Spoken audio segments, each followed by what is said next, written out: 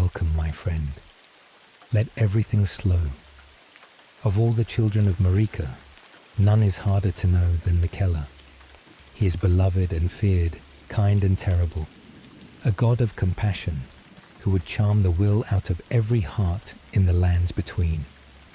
He is called Miquella the kind, tender Miquella, the unalloyed, and he is also called the most fearsome Empyrean of all. His story is the story of a child who could never grow, who wished to heal his sister and his world, and who, in the pursuit of a gentler age, cast off piece by piece everything that made him himself. Tonight we begin at the beginning, with the birth of the twin Prodigies, the golden child and his blade, and the curse that would set Miquella on the long road to godhood. Tonight we sit with the birth of Miquella, the kindest and most frightening of Marika's children. The children of the Eternal Queen. Miquella was born to Queen Marika, the Eternal, and her consort Radahn, one of the Empyreans, the rare beings with the potential to become a god. To understand what Miquella was, we must understand what an Empyrean is. In the lands between, an Empyrean is a being chosen as a candidate for godhood, one of the few who might ascend to replace or succeed the reigning deity, to be wed to a shadow bound to slay them, and to walk through the gate of divinity into true divinity. Marika herself had been an Empyrean once, and had ascended to become the vessel of the greater will, the god of the Golden Order. Among her children, 2 were Empyreans, Rani, daughter of Radahn and Renala, and Miquella, son of Radahn and Marika. To be an Empyrean was to carry the potential of a god, the seed of divinity waiting to grow. Miquella was the son of Marika and Radahn, which placed him at the center of the divine bloodline of the lands between. His half-siblings were the great names of the world: Godwyn the Golden, the first demigod to die; Mohg and Mohg, the Omen twins; Rykard, the lord of blasphemy; Radahn, the mighty general; Rani, the witch who would choose the stars; and his full sister, born of the same parents, was Malenia, the severed, the goddess of rot. Miquella and Malenia were the children of a single union, twins, bound together by blood and by the afflictions they shared from birth. They were called the twin Prodigies, and the name was earned. Even Mohg, who scorned so much, spoke of Malenia and Miquella as the twin Prodigies, the 2 children whose gifts set them apart. Miquella possessed the wisdom and the allure of a god from the start, a brilliance and a beauty that drew others to him. Malenia possessed a martial prowess beyond any of her kin, a swordsmanship that would make her the most feared blade in the lands between. The twins were the jewels of Marika's line, the Prodigies whose gifts promised greatness, and both were cursed. The weight of being an Empyrean. To carry the title of Empyrean was a rare and heavy thing, and Miquella carried it from birth, so it is worth understanding what the title meant. The greater will, the distant god of the lands between, did not merely appoint its rulers. It chose candidates, Empyreans, beings with the potential to become the vessel of a god, and from among them a single one would ascend. To become a god in the lands between was to walk a particular and terrible road. An Empyrean would be given a shadow, a being bound to them and bound, if it came to it, to slay them, and would have to pass through the gate of divinity to receive the blessing of divinity. Marika had walked this road and become the Eternal Queen, the vessel of the greater will. Now her son carried the same potential, the seed of godhood waiting in a child who could not grow. Being an Empyrean set Miquella apart even among the demigods. His half-siblings were mighty, demigods all, bearers of fragments of the Elden ring after the shattering. but most of them could never be gods. Godwyn, Morgoth, Mohg, Rykard, Radahn. These were demigods, powerful beyond mortal measure, but not candidates for true divinity. Only the Empyreans, Miquella and Ranni, carried the potential to ascend, to become the new god of a new order. This made Miquella something more than his demigod siblings, and something more dangerous. A being who might remake the world entirely, who might supplant the greater will itself and set a new order in its place. The gentle child carried, in his cursed and unaging body, the potential to become the god of all the lands between. And this is why his curse mattered so much, not only to him, but to the world. An Empyrean who could not grow was an ascension blocked, a godhood deferred. The potential was there, the seed of divinity, but the body would not grow to hold it. For Miquella to become the god he might be, to bring the gentle world he dreamed of, he would first have to solve the riddle of his own curse, to find a way to grow that his cursed flesh denied him.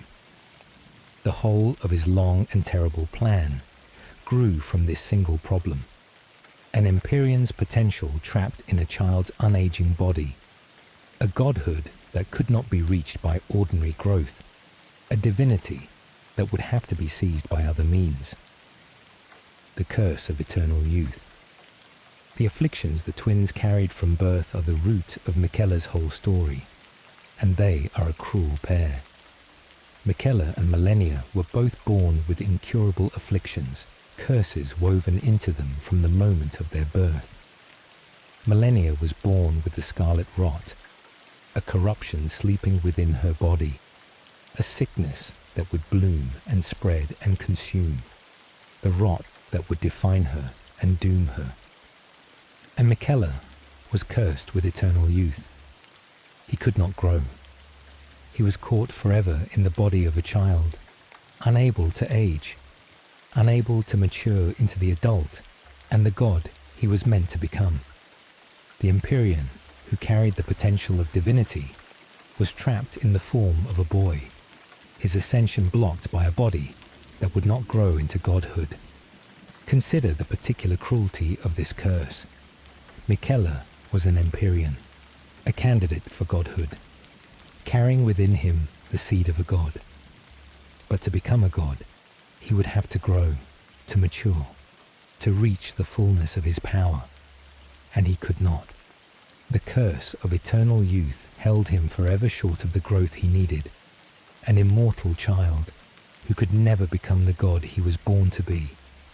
Every other path to godhood lay open to him, his wisdom, his allure, his Empyrean lineage, and the one thing he could not do was grow up.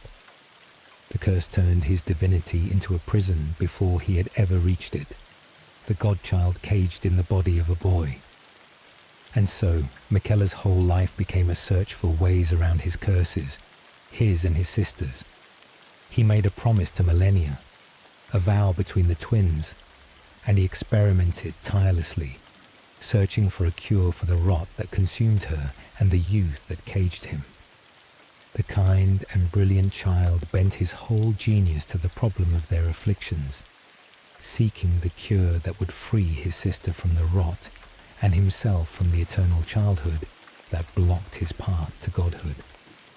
The search for that cure would lead him through faith and heresy, through gold and shadow, and at the end into the casting off of everything he was. The brother and the blade. The bond between Miquella and Malenia is one of the few things in his story that seems wholly genuine, and it is worth sitting with before the darkness comes. Malenia was Miquella's sister, his twin, and his blade. She is called Malenia, Blade of Miquella, the title declaring her devotion. She was the sword that served her brother, the protector who stood between him and the world. From the time he tended her curse, holding back the rot that would have consumed her, Malenia dedicated her life to Miquella's cause. Becoming his blade, his protector, the warrior who would fight and bleed for the gentle brother who had eased her suffering. The relationship ran both ways.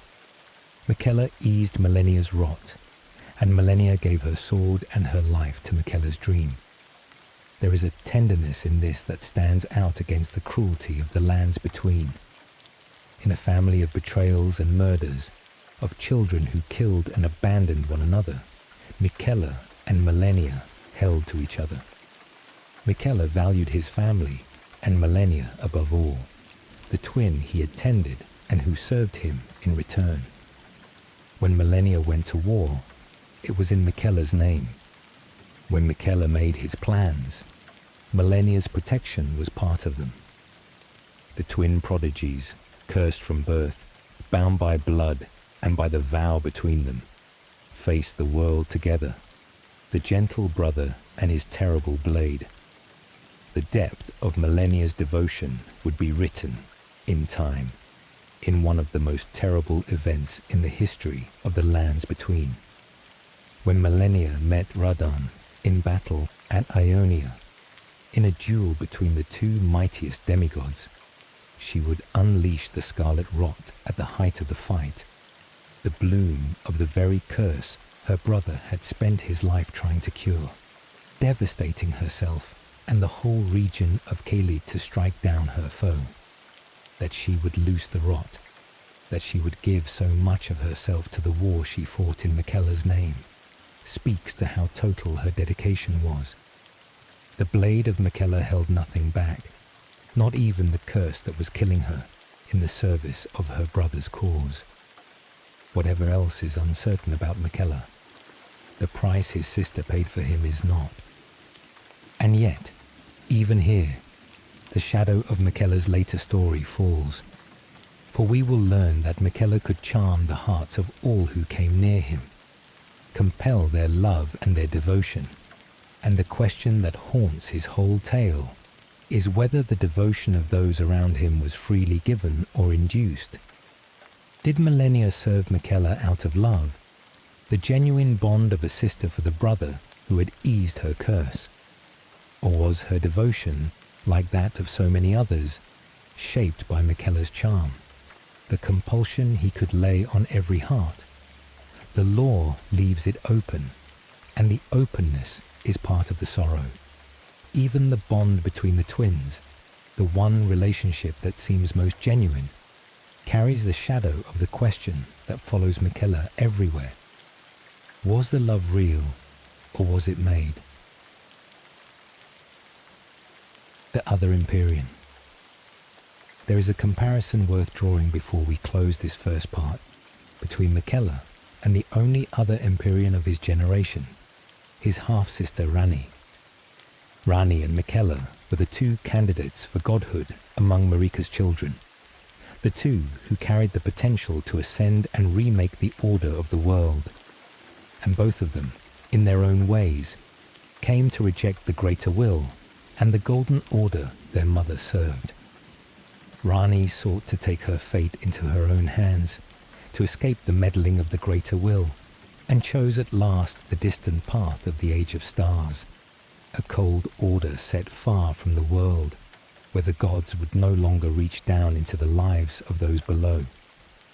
Miquella sought a different escape, not distance, but compassion, an age of compassion to replace the cruelty of the Golden Order, a gentler god ruling a kinder world. The two Empyreans, then, are mirrors of a kind, both seeking to overthrow the order of their mother, both reaching for godhood to do it, and both choosing very different worlds to build.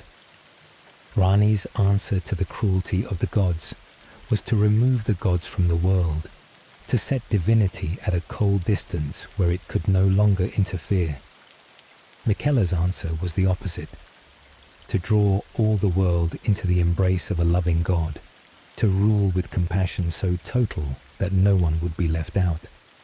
Where Ranni would free the world by withdrawing from it, Miquella would save the world by enfolding it. And there is a question in the contrast, one the whole of Miquella's story will press, whether a god who who enfolds the whole world in compassion, who accepts all and denies none, who would charm every heart into love, is offering freedom or a gentler kind of chains. For now, hold the two Empyreans side by side, the witch who chose the stars and the distance, and the kind child who chose compassion and the embrace. Both rejected the golden order. Both reached for godhood.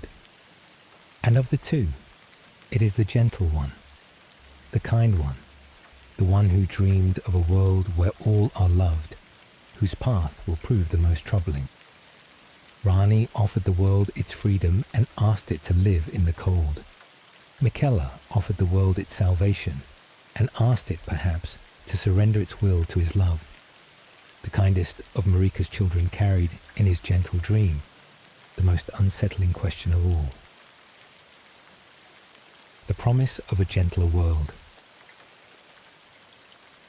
From the beginning, Miquella was set apart from his kin by what he wanted, and what he wanted was kindness. Miquella was described as benevolent, kind of heart, gentle in a way that few of Marika's children were. Where his siblings sought power or vengeance or escape, Miquella envisioned a world where all would be accepted, a gentler order to replace the cruelty of the Golden Order. He favored the low and the meek, the outcast and the persecuted, the ones whom the Golden Order had discarded. From his youth, the gentle Empyrean dreamed of a kinder world, a place where those rejected by the Order of Gold might find acceptance, where the cruelty of the reigning order might give way to compassion. This dream is the heart of what makes Miquella sympathetic, and it is genuine. He saw the cruelty of the Golden Order, the way it cast out the Omen and the Albinaurics and the misbegotten, and all who did not fit its image of grace. And he wanted to build something better, an order of acceptance rather than rejection, a world where the discarded would be embraced. The kindest of Marika's children looked at the cruelty of his mother's order and dreamed of replacing it with compassion, of becoming a god who would accept all whom the old order had thrown away. It is worth holding how unusual this was among Marika's children.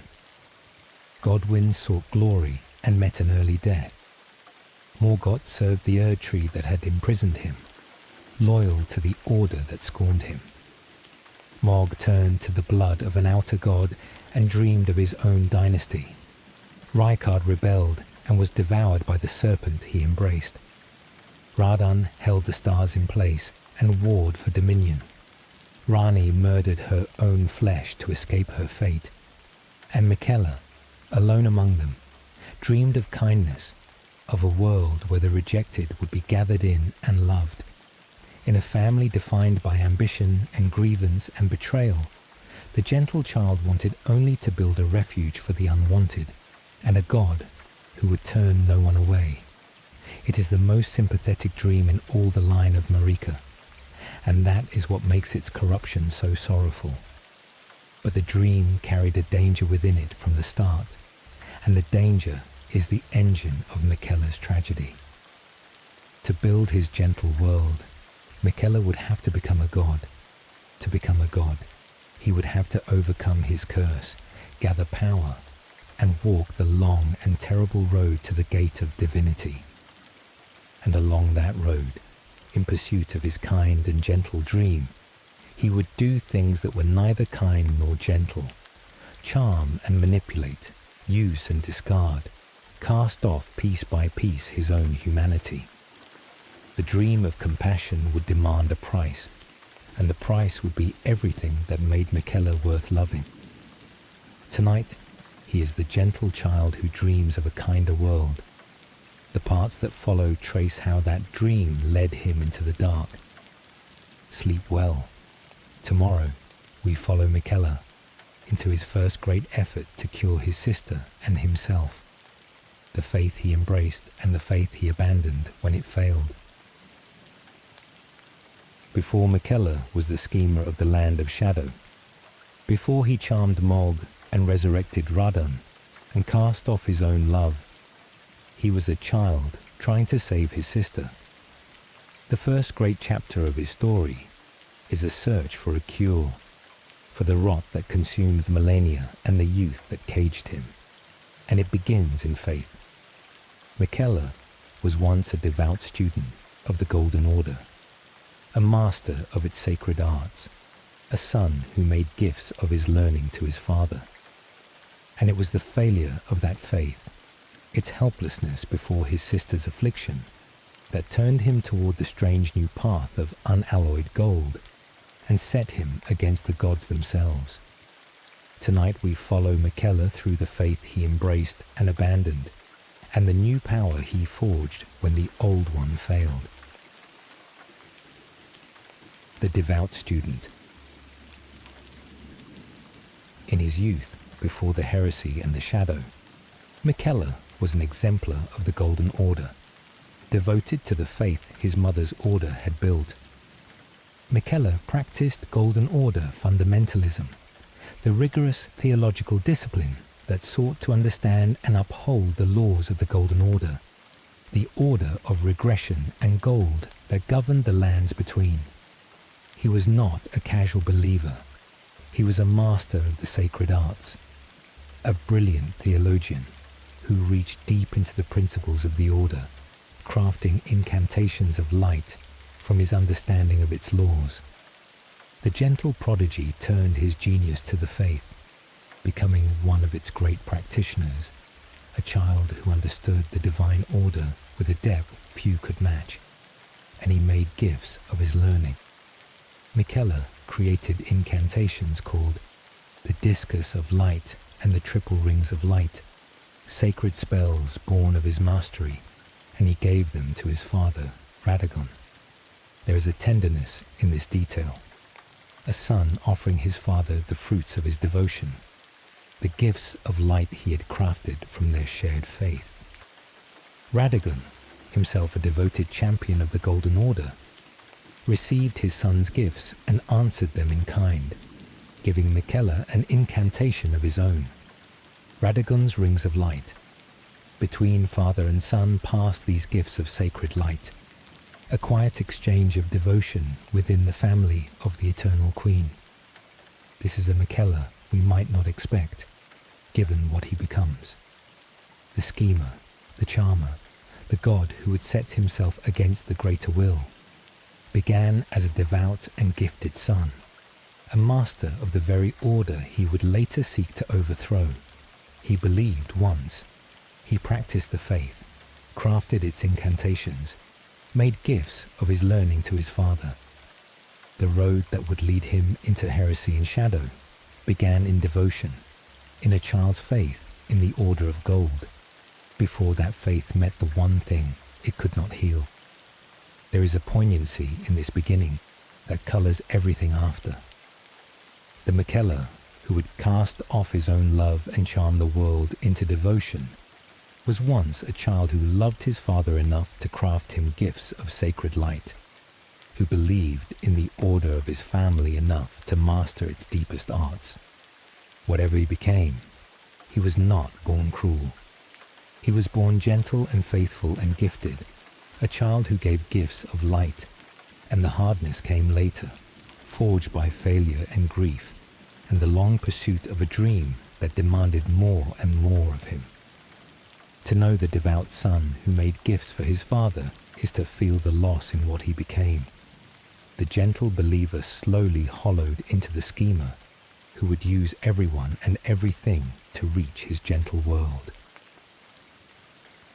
The failure of faith. The turning point of Miquella's youth, and perhaps of his whole life, was the moment his faith failed his sister. Millennia was dying. The scarlet rot she carried from birth bloomed within her, an affliction that no remedy could touch, a corruption woven into her flesh that grew and spread no matter what was done against it.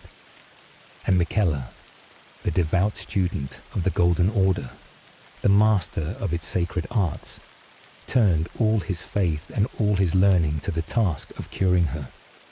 He had the theology, the incantations, the mastery of the Order's divine principles.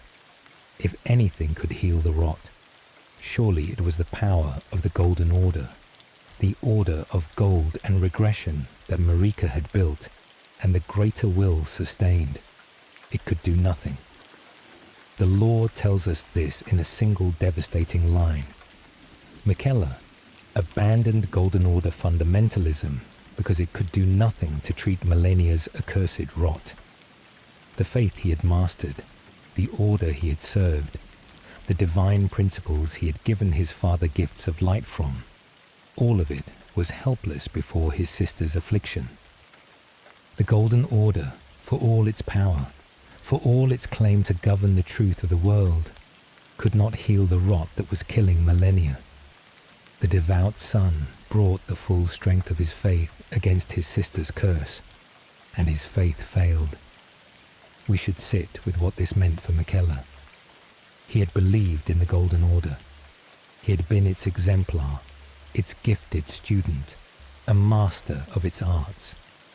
And when he needed it most, when the sister he loved was dying of a curse, the order he had served could offer nothing.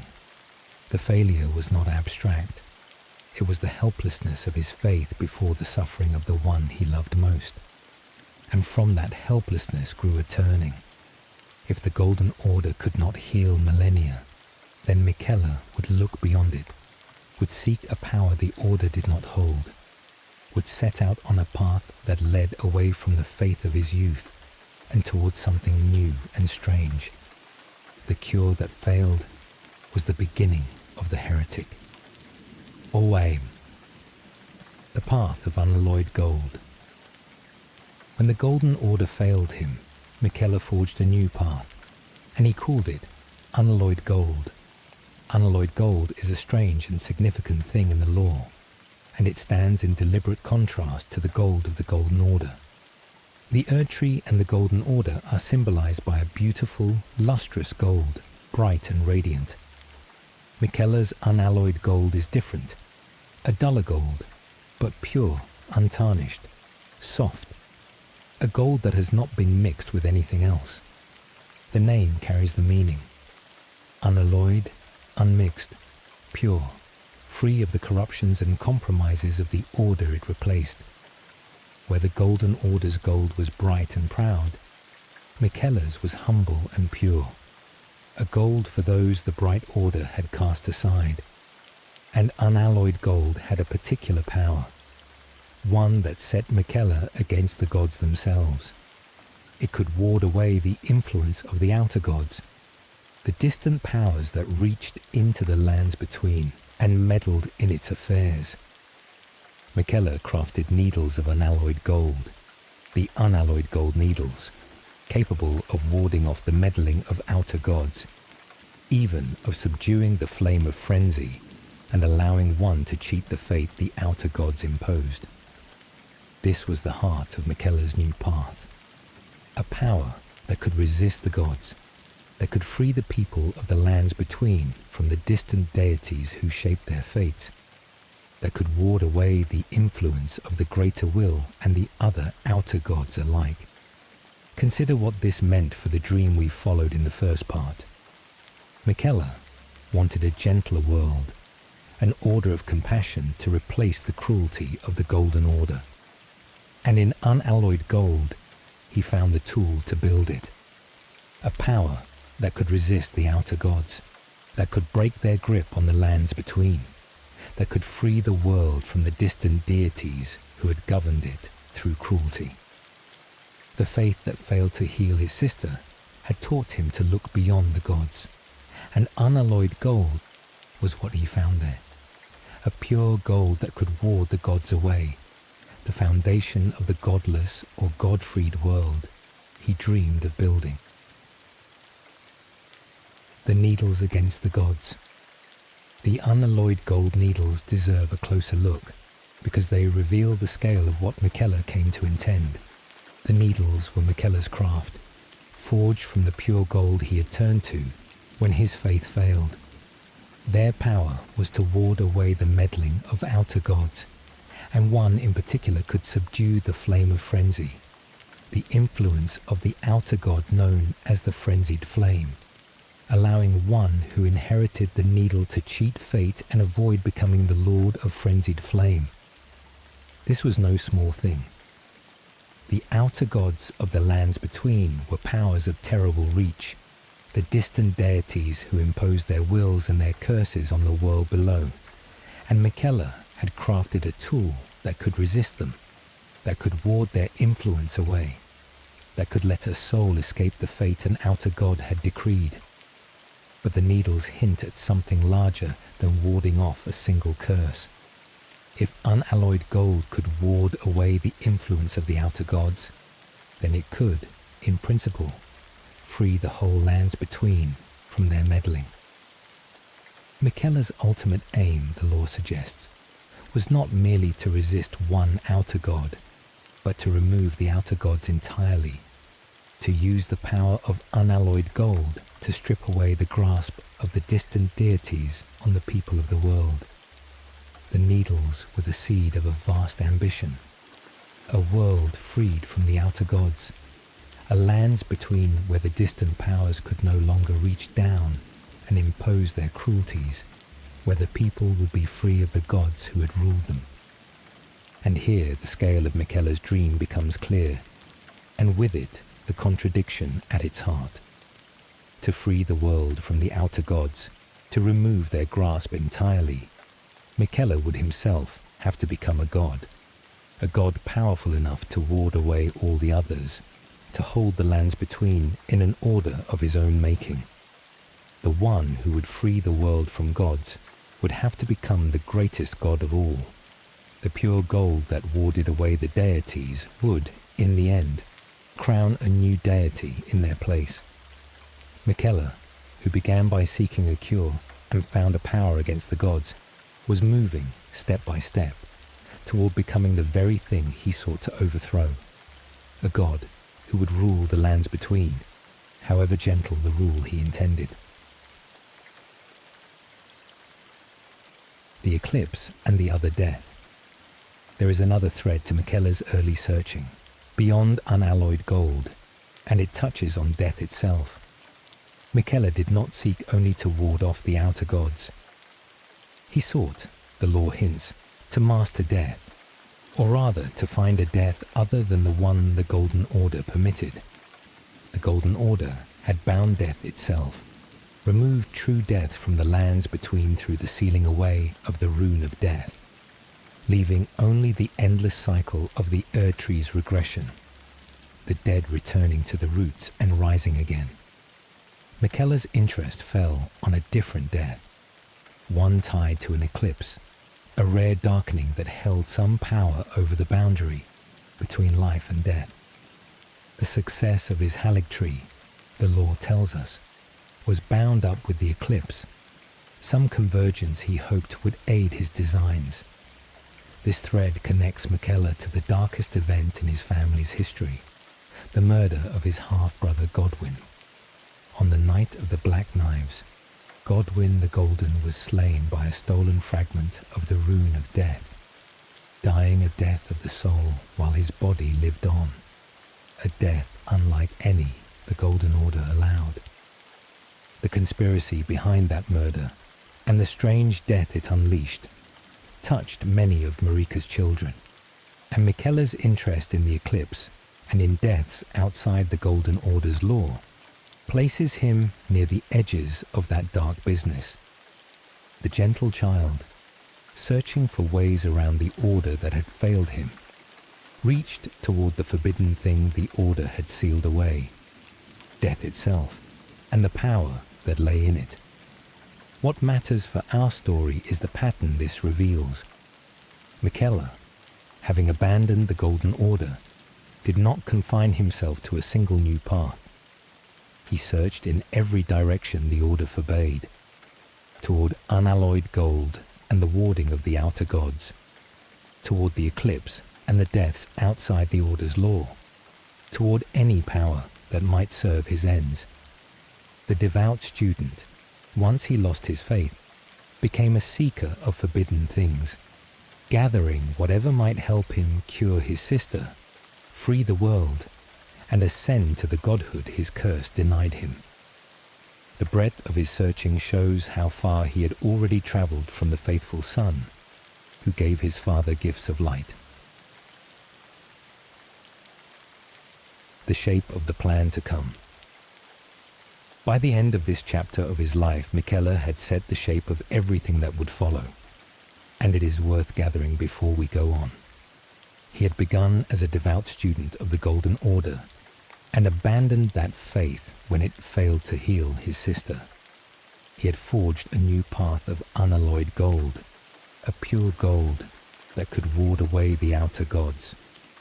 And he had conceived an ambition vast beyond anything his gentle reputation suggested, to free the lands between from the outer gods entirely, to remove their grasp on the world, and to build in their place an order of compassion where all would be accepted. To do all this, he would have to become a god, and to become a god, he would have to overcome the curse of eternal youth that caged him. This is the engine that drives the rest of his story. Everything that follows, the growing of the Haligtree, the charming of his followers, the abduction by Mohg, the resurrection of Radahn, the casting off of his own self in the land of shadow, all of it serves this single end, to ascend to godhood, so that he might free the world from the gods and rule it with compassion. The gentle dream and the terrible means are bound together from here on. The kindness of the goal and the ruthlessness of the path inseparable. Miquella wanted to save the world, and to save it, he would do whatever the saving required, and whatever the saving required would prove to be a great deal. We will watch Miquella, in the parts to come, give up more and more of himself to the dream, his faith, then his blood poured into a tree, then his very self, cut away piece by piece on the road to the gate of divinity. The cure that failed was the first loss, the first thing surrendered, the faith of his youth abandoned because it could not heal his sister. It would not be the last. Each step toward godhood would cost him something, and the sum of those costs, by the end, would be everything that made him Miquella. The road that began with the failure of his faith ended with the surrender of his soul. There is one more thing to mark, a shadow that the law casts back over everything we have followed. A wise figure of the land of shadow, Count Ymir, would later say of Miquella that he saw things for what they were, that he knew his bloodline was tainted, his roots mired in madness, and that he felt compelled to renounce everything when the blame lay with his mother.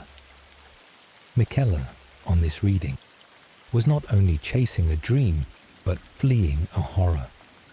The knowledge that his own lineage, the line of Marika, was rotten at the root, secured through war and massacre and sin.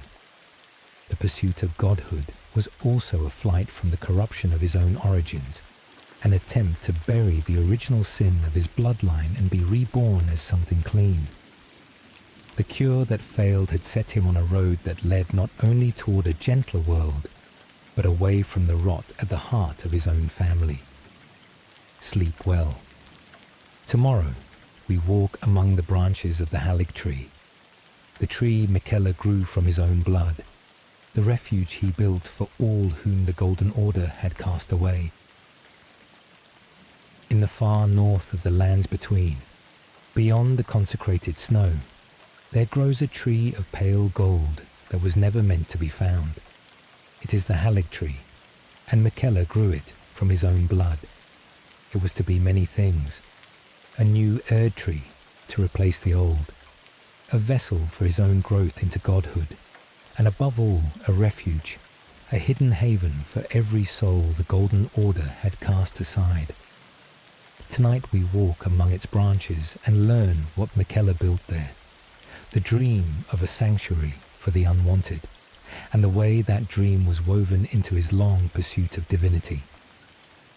Tonight we sit with the Haligtree, the tree of blood and refuge that Miquella raised in the cold north.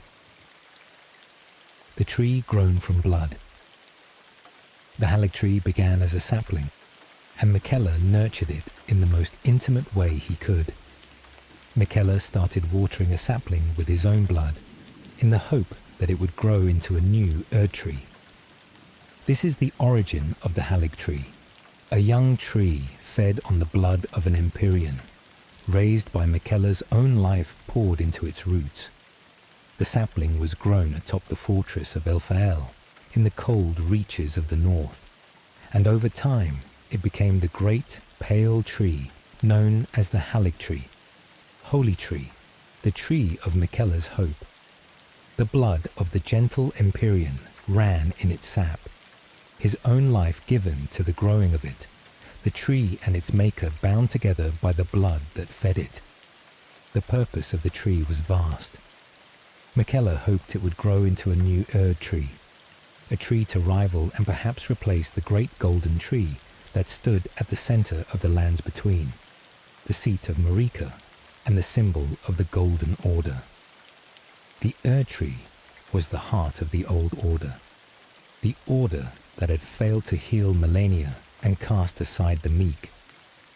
Miquella's Haligtree was to be its successor, a new sacred tree for a new and gentler order, grown not from the distant will of the greater will, but from the blood and the compassion of Miquella himself.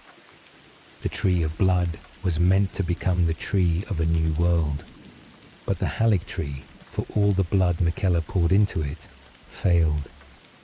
The law tells us this plainly. Though watered with Miquella's own blood, since it was a sapling, the Haligtree ultimately failed to grow into an Erdtree. The tree grew great, grew holy, became a refuge and a wonder, but it did not become the new Erdtree Miquella had hoped for.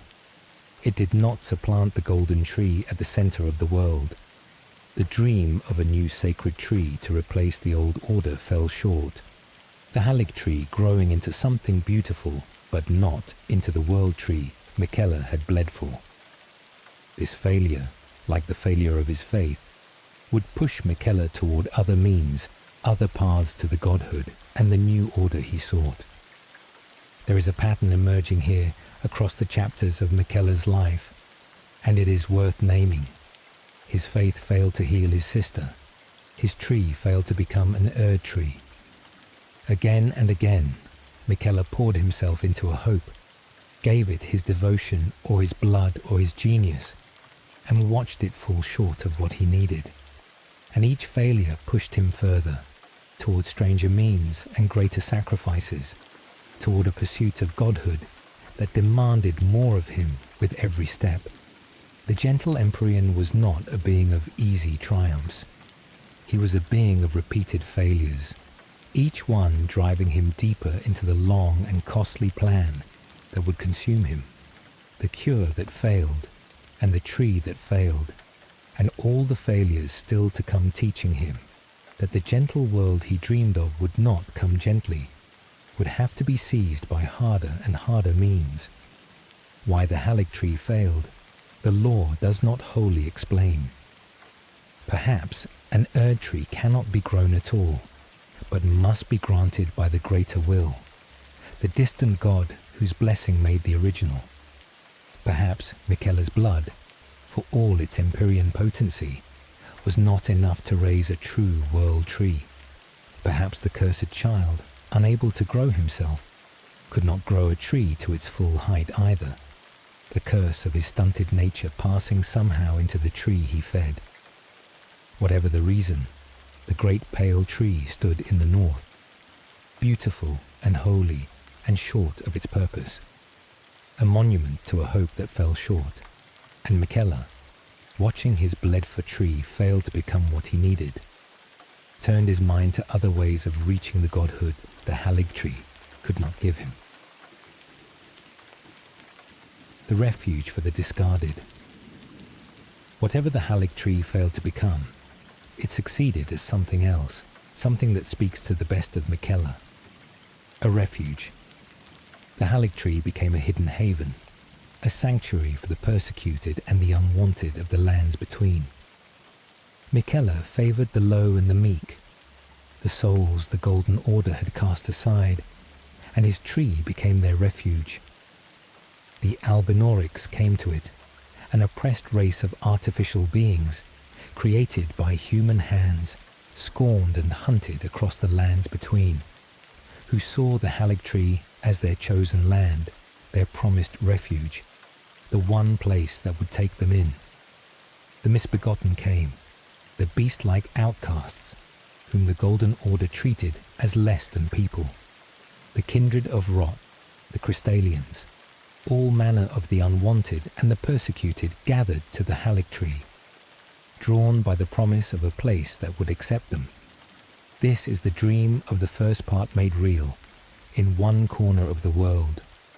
Miquella had dreamed of an order where all would be accepted, where the discarded would be embraced.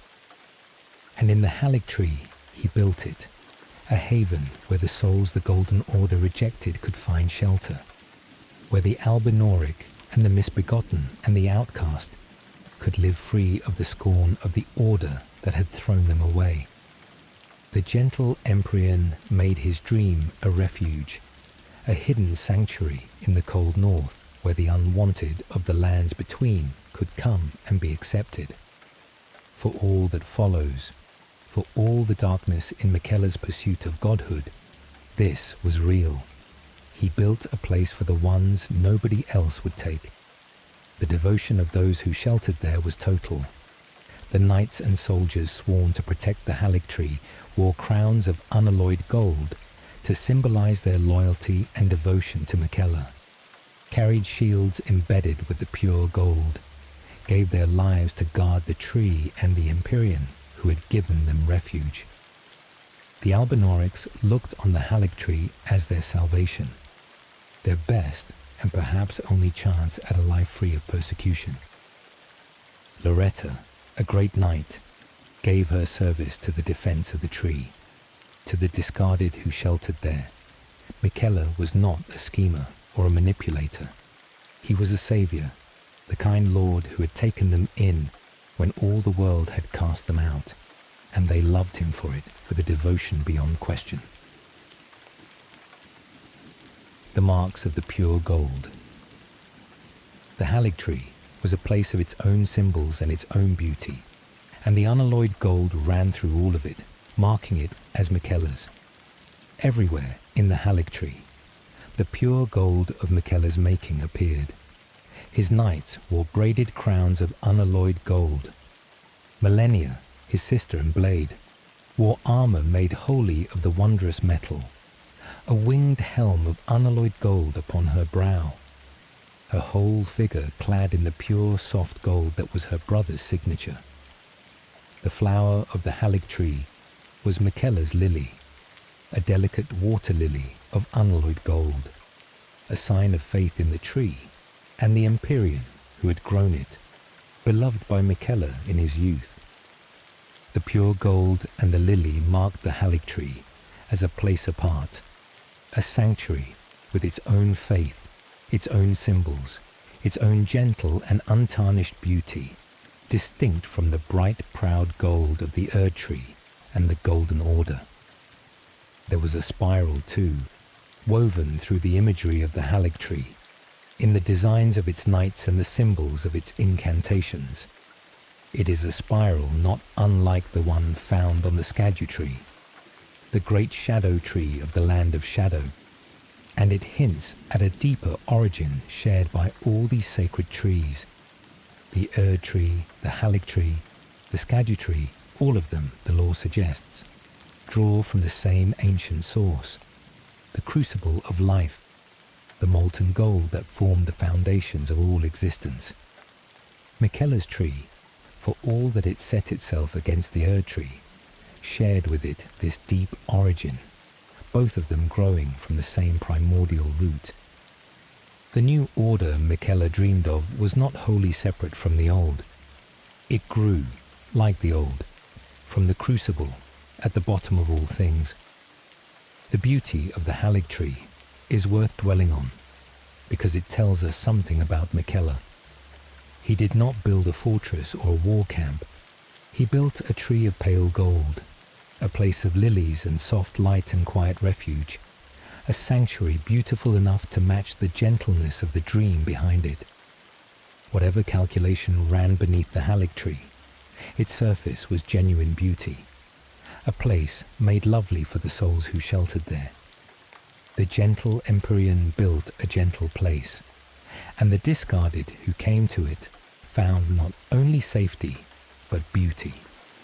The pale gold tree and its lilies standing in the cold north as a sign of the kinder world Miquella meant to build. The tree as a vessel. But the Haligtree was never only a refuge, and here the dream of sanctuary entwines with Miquella's pursuit of godhood. The Haligtree was also a vessel for Miquella's own growth. Cursed with eternal youth, unable to grow into the godhood his Empyrean nature promised, Miquella needed some means to grow that his cursed flesh denied him. And the Haligtree was part of the answer. He embedded himself within the trunk of the tree, placing his own body inside it, using the tree as a kind of incubation, a means to achieve the growth he could not reach on his own. The tree he had grown from his blood would, he hoped, grow him in turn, the Empyrean nurturing the tree and the tree nurturing the Empyrean, a slow ascension toward the godhood his curse had blocked. This is a strange and striking image. The godchild sealed within the trunk of the tree he had bled to grow, sleeping inside it, using its growth to fuel his own. The Haligtree was Miquella's cradle and his chrysalis, the place where he would slumber and grow toward the divinity he sought. And it placed him, for all his power, in a position of profound vulnerability, sealed within the tree, slumbering, growing. Miquella could not protect himself. He needed millennia to guard him, the blade of Miquella standing watch over the sleeping Empyrean. He needed the tree to be hidden, far in the cold north, beyond the consecrated snow, where his enemies could not find him. The pursuit of godhood had made him, in a way, helpless, a sleeping child in a tree, dependent on his sister's sword and the secrecy of the north. The choice to make himself so vulnerable tells us how desperate Miquella's need to grow had become. He was an Empyrean cursed never to age, and the godhood he sought lay forever out of reach behind that curse. To have any hope of growing, he was willing to seal himself inside a tree, to sleep defenseless for who knows how long, to place his whole self in the keeping of his sister and the secrecy of the north. A being with other options does not make himself so helpless. Miquella sealed himself in the Haligtree because he had run out of gentler ways to grow, because the cure had failed and the faith had failed, and the tree itself had failed to become an Erd-tree, and the incubation within the trunk was what remained. The sleeping god in the tree is an image of need as much as of power.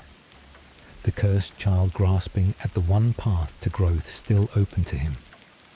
And it is here that the dream of the Haligtree shows its double nature, which runs through all of Miquella's story. The tree was a refuge for the discarded, a genuine sanctuary built from compassion, and it was a vessel for Miquella's ascension, a tool in his pursuit of godhood. The two purposes were woven together, inseparable.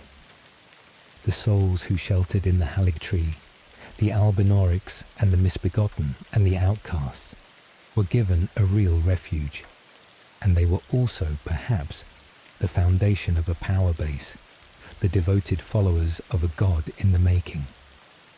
Was the Haligtree a sanctuary that happened to serve Miquella's ascension, or an ascension dressed as a sanctuary? With Miquella, the kindness and the calculation are never wholly separable, and the Haligtree is where that inseparability first stands revealed. The eclipse and the hope of the tree. There is one more element woven into the Haligtree's purpose, and it ties back to the strange searching we followed in the last part.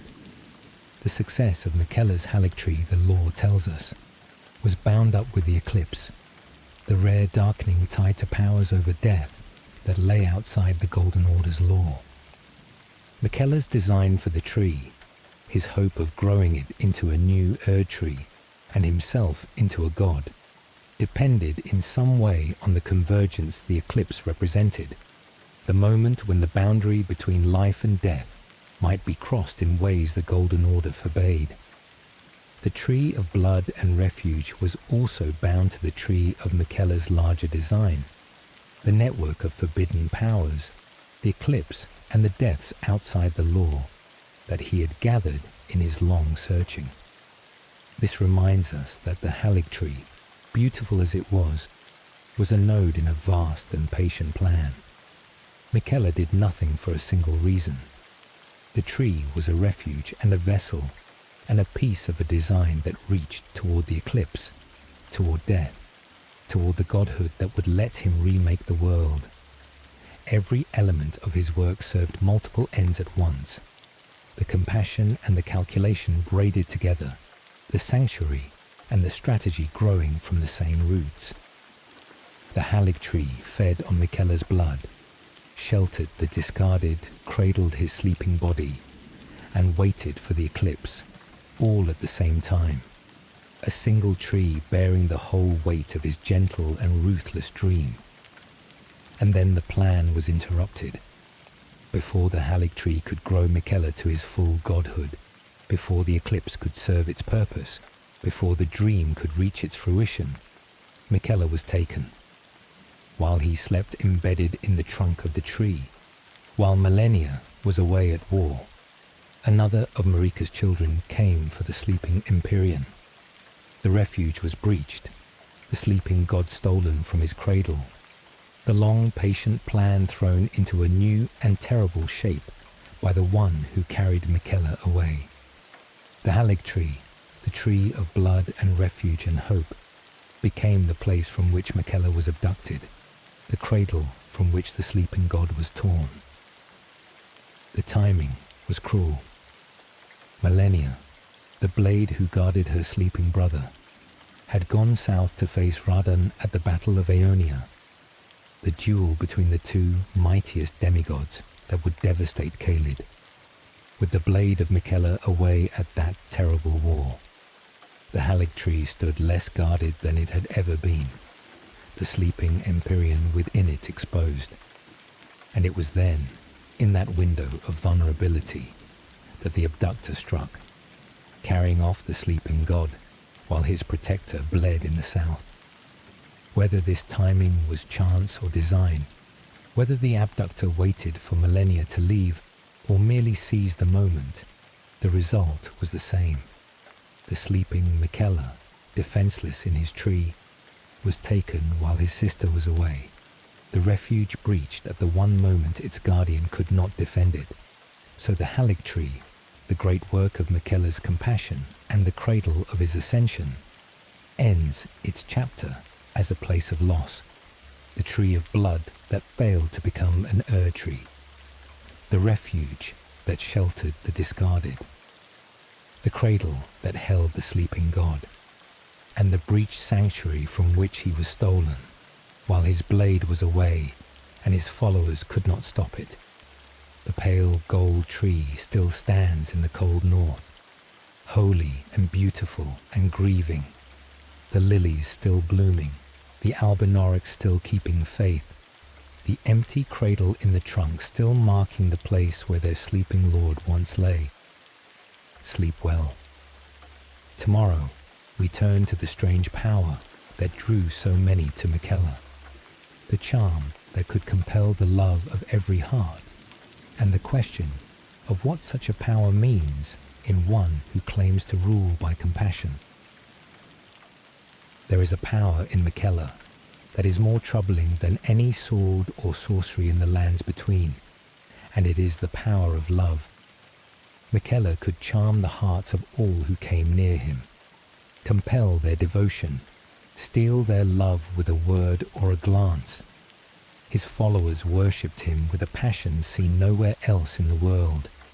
And the question that hangs over his whole story, the question that makes him the most frightening Empyrean of all, is this: was the love that surrounded him freely given, or was it taken? Tonight we sit with Miquella's charm, the gentle power that bound the world to him, and the shadow it casts over everything he was. Tonight we follow the love that was Miquella's greatest gift and his most terrible weapon. The power to compel affection. Miquella was beloved across the lands between, and the lore is careful to tell us that this love was not entirely natural. Miquella was much beloved by the people, a demigod held in fondness even by his own family, a rare thing in the murderous line of Marika. But the bewitching branch, an item born of his craft, reveals the troubling truth beneath this love. Miquella was able to compel affection from people, to draw out their devotion, whether through some natural talent or through a deliberate power he wielded. The love that surrounded him was, at least in part, induced, summoned, called forth by a power Miquella possessed, a charm that could turn a heart toward him, whether or not it would have turned on its own. The lore describes this power in words that turn the gentle Empyrean into something fearsome. Pure and radiant, he wields love to shrive clean the hearts of men. There is nothing more terrifying. Consider that line. Miquella's power is love, and his love is described as the most terrifying thing of all. He does not compel with fear or force, the way a tyrant might. He compels with love, washing the hearts of men clean, filling them with devotion to him. And the gentleness of the method is what makes it so frightening. A tyrant who rules by fear leaves the heart its own. The heart still knows it is afraid, still keeps its inner freedom. Miquella's charm reaches into the heart itself and turns it, fills it with a love the heart believes is its own. There is no inner freedom left to keep. This is the power that bound his followers to him, and it explains the intensity of their devotion. The Knights of the Haligtree, the Albinorics who saw him as their salvation, the followers who would pursue him to the ends of the world, all of them loved Miquella with a passion that went beyond ordinary loyalty. And the bewitching branch tells us that this passion may not have been freely chosen. Miquella could compel affection, could draw out devotion, could fill the hearts of those around him with a love for him that he had summoned. The most beloved of Marika's children was beloved in part because he had the power to make himself so. It is worth pausing on how this complicates everything we have seen of Miquella so far. We followed, in earlier parts, his dream of a gentler world, his refuge for the discarded, the devotion of those who sheltered in his Haligtree, and all of it now bears a question mark. The Albinorics who saw the Haligtree as their salvation, the knights who wore crowns of unalloyed gold and gave their lives to guard the tree, did they love Miquella because he had saved them, or because he had charmed them? The refuge was real, the shelter genuine, but the love of those who sheltered there may have been, in part, a thing Miquella summoned rather than earned. The gentle lord who took in the discarded may also have been the charmer who bound them, and the two cannot be pulled apart. Every act of Miquella's kindness now carries the shadow of the charm, the welcome that shelters and the embrace that takes folded into one. The embrace that steals the heart. The mechanism of Miquella's charm, as the lore reveals it, has a particular and unsettling form. Miquella's charm worked through closeness, through the embrace. The lore tells us that the Empyrean steals the hearts of any he embraces twice. To be embraced by Miquella once, and then again, was to have one's heart taken, to be bound to him in devotion whether one willed it or not. This is why the charm spread through proximity, through those who came near him, who served him, who entered his presence. The closer one came to Miquella, the more one fell under his power, the embrace of the gentle Empyrean, stealing the heart of all who received it. There is a terrible intimacy in this. Miquella did not charm at a distance, with a spell cast across a battlefield. He charmed through closeness, through the embrace, through the very gestures of affection and welcome. The souls who came to him for refuge, who drew near to the kind Lord who would take them in, found themselves embraced, and in the embrace taken. The gentlest of acts, the welcome, the embrace, the drawing near, was the very means of the charm. To be loved by Miquella, to be welcomed into his refuge, to be drawn into his embrace, was to lose one's heart to him, the kindness and the capture inseparable in the same gesture. And when Miquella ascended toward godhood, this power would grow.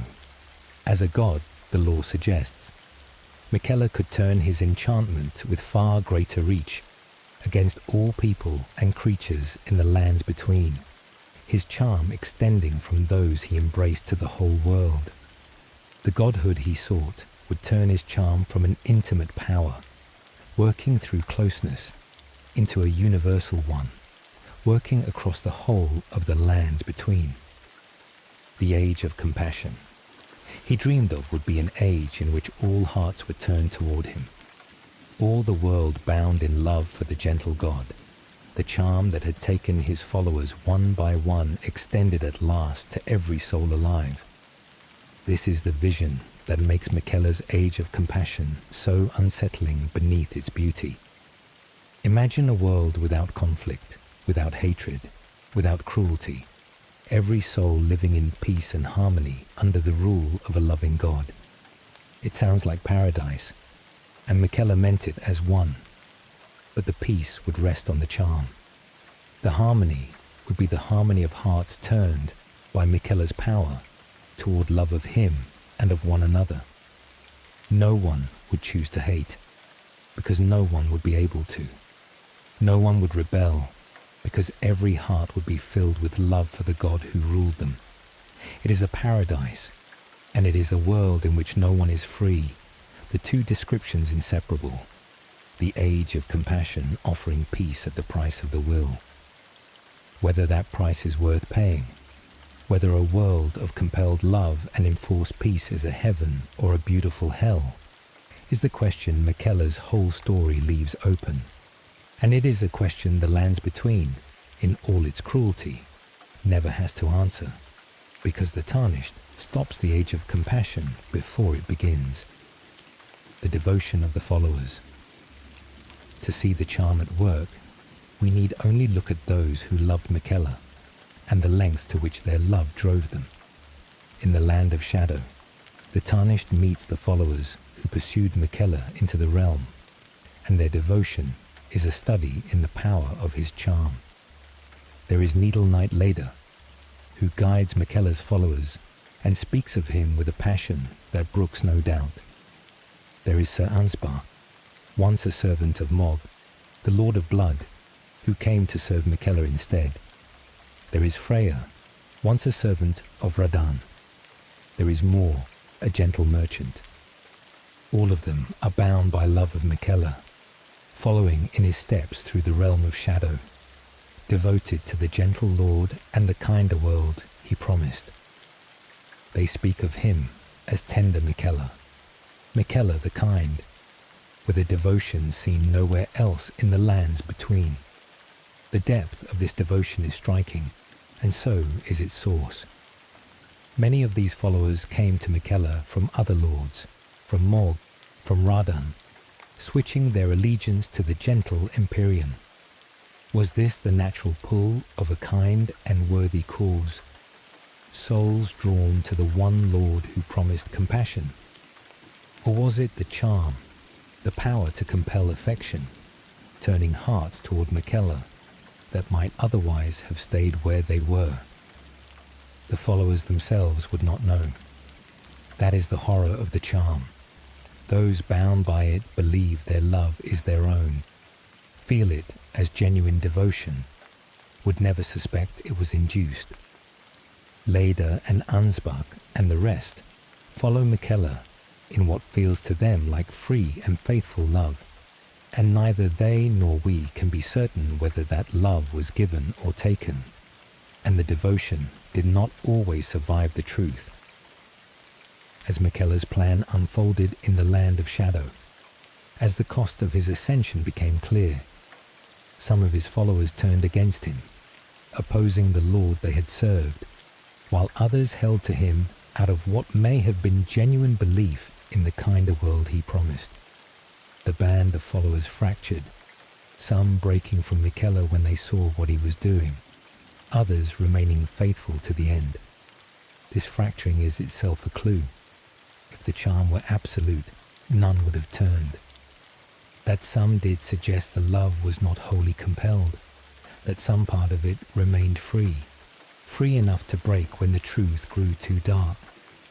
The charm was powerful, but perhaps not total, and in the followers who turned away, we see the limits of even Miquella's terrible power.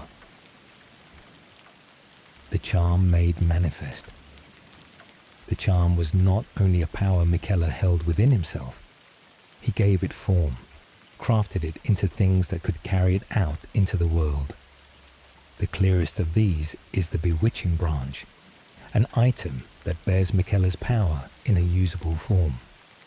Blessed with an incantation of unalloyed gold, the bewitching branch can compel affection, turning those struck by it into temporary allies, bound for a time to the one who wields it.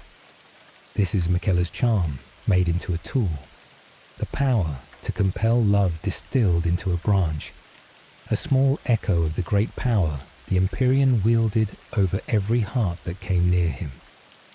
That the charm could be crafted into an item, given away, used by others, tells us it was a real and definite power, not merely the natural radiance of a kind soul.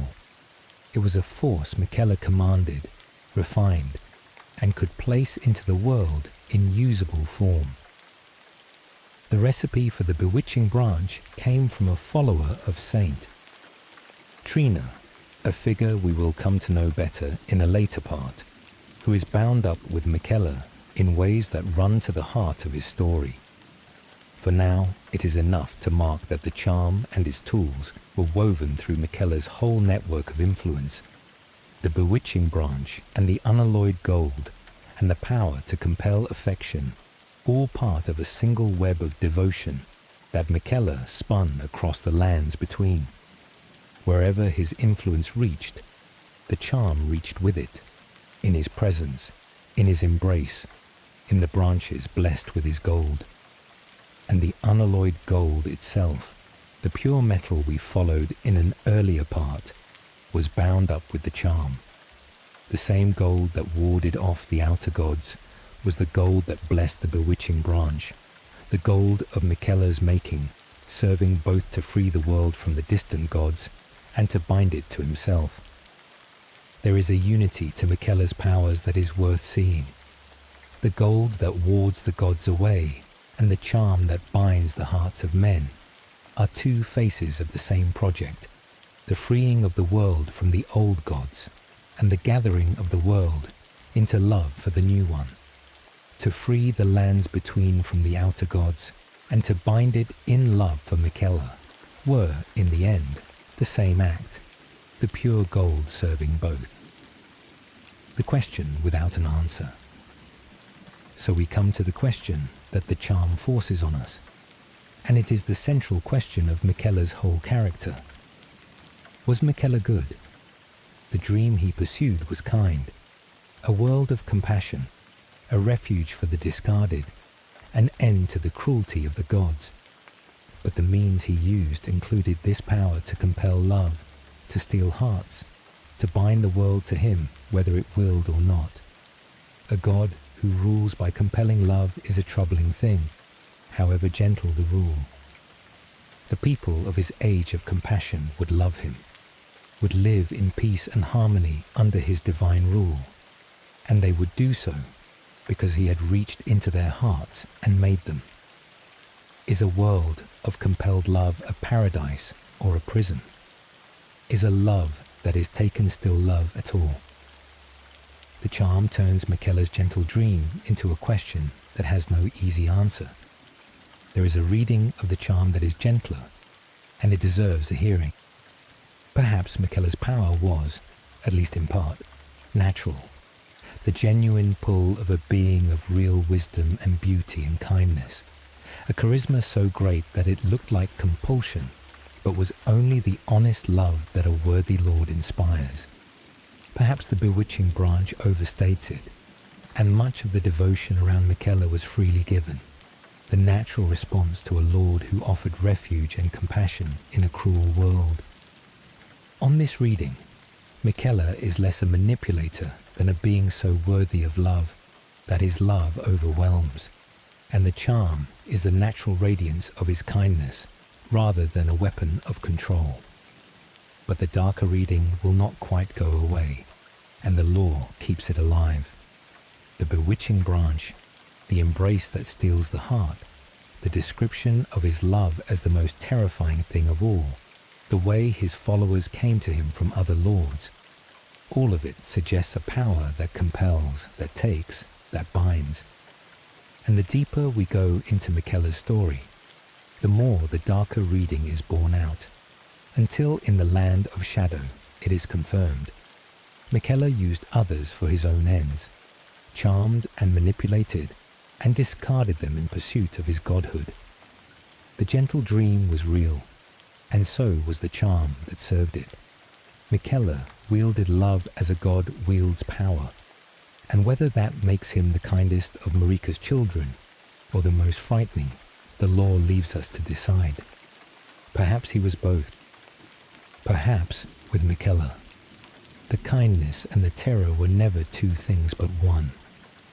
There is a way of holding both readings at once that may come closest to the truth of him. Miquella's kindness was real, and his charm was real, and they were not opposites, but the same thing seen from inside and outside. From inside, Miquella felt himself to be kind, dreamed of a gentler world, loved his sister, and pitied the discarded, and wanted to end the cruelty of the gods. From outside, that same kindness reached into the hearts of others and took them, bound them, turned them toward him, whether they willed it or not. A being who loves the whole world and has the power to make the whole world love him back is not a simple thing to judge.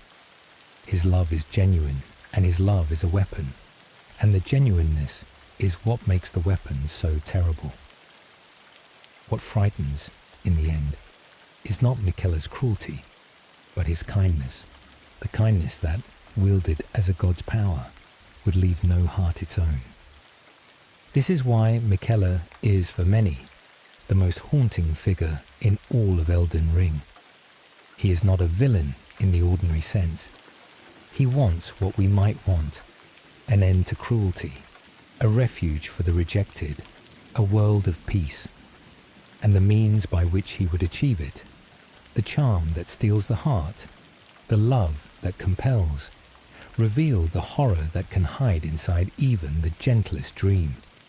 Miquella shows us that the road to a kinder world, walked far enough, can lead to a place where kindness itself becomes a chain, where love becomes control, where the dream of a world without suffering becomes a world without freedom.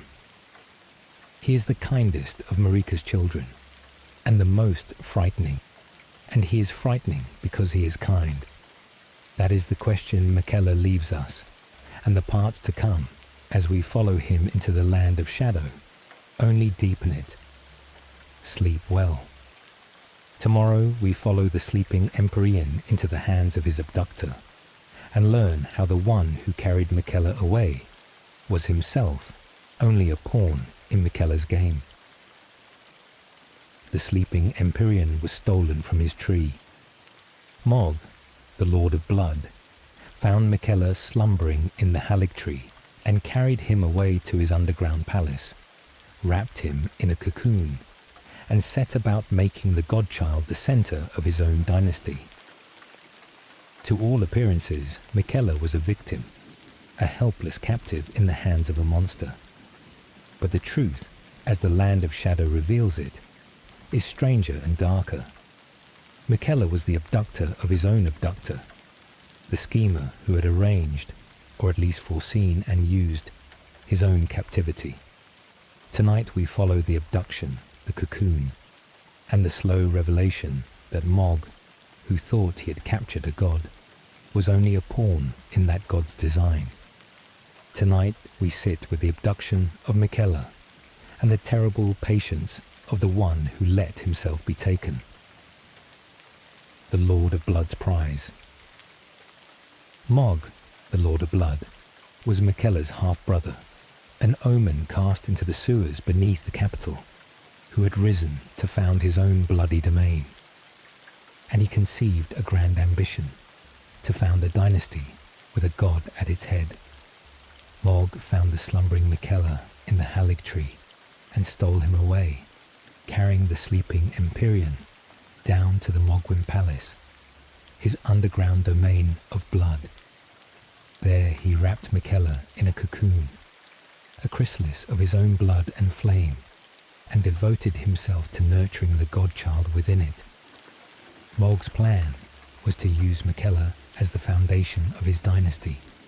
If he could raise Miquella to a god under his care, then Mohg would become the consort and protector of a deity, the founder of a new divine house, the Lord of Blood elevated from the outcast omen of the sewers to the patron of a god.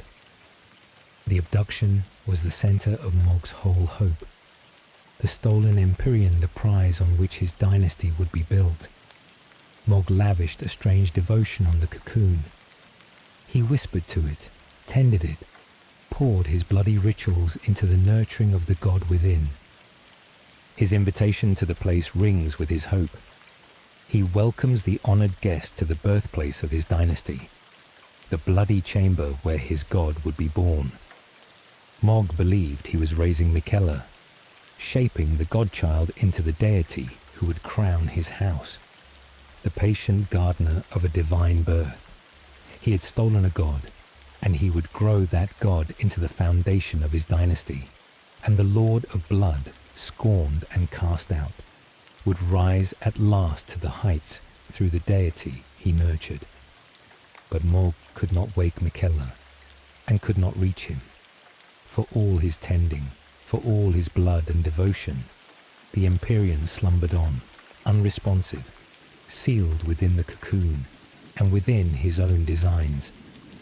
Mohg poured his hope into a god who would not answer him, nurtured a deity who gave him nothing back, the Lord of Blood kneeling before a cocoon that held a god beyond his reach.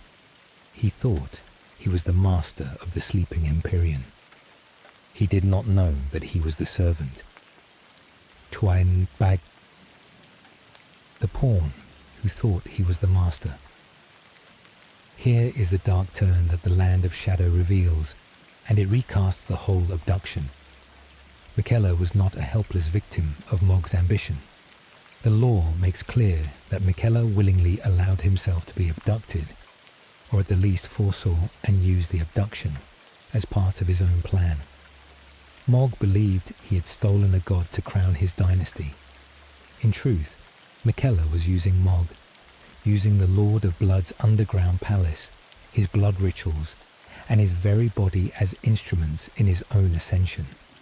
The abduction that looked like Mohg's triumph was Miquella's design. The Lord of Blood reduced from the master of a captive god to a pawn in that god's game, nurturing the very deity who would discard him. Why would Miquella allow himself to be taken? Because Mohg's domain and Mohg's body served his purpose. Miquella needed a place to continue his growth, a vessel for his ascension, and a body, as we will see, for the consort he intended to raise. Mohg's underground palace, hidden and bloody and devoted, was a place where Miquella could pursue his designs undisturbed. And Mohg himself, the Lord of Blood with his powerful demigod body, was a resource Miquella intended to use. The gentle Empyrean let the monster steal him, because the monster's theft served the gentle Empyrean's ends, the abduction a move in Miquella's long game rather than a defeat in it. This is among the coldest things in all of Miquella's story, and it shows the ruthlessness beneath the gentleness. Mohg was a being of genuine devotion, however twisted. He loved the cocoon, tended it, poured his hope into the god he believed he was raising. And Miquella used that devotion, let Mohg lavish his care and his blood, and his dynasty's whole hope on a god who had only ever intended to discard him. The Lord of Blood, scorned by the Golden Order, cast into the sewers, dreaming at last of rising through the god he nurtured, was being used the whole time, his devotion the instrument of his own betrayal. Miquella, the kind one, let his brother love a lie and built his ascension on that love. The promised consort. The full shape of Miquella's plan, and the role Mohg's body was to play in it, centers on another of Marika's children, Radahn. Long before the abduction, the lore tells us, Miquella and Radahn had made a vow.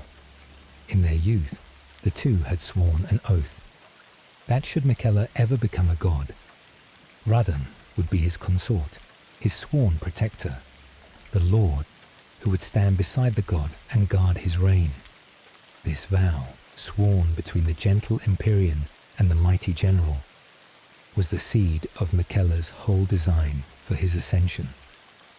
He would become a god, and Radahn would be his consort, the two of them ruling the age of compassion together, the god and his protector bound by the oath of their youth. But by the time Miquella was ready, Radahn was gone.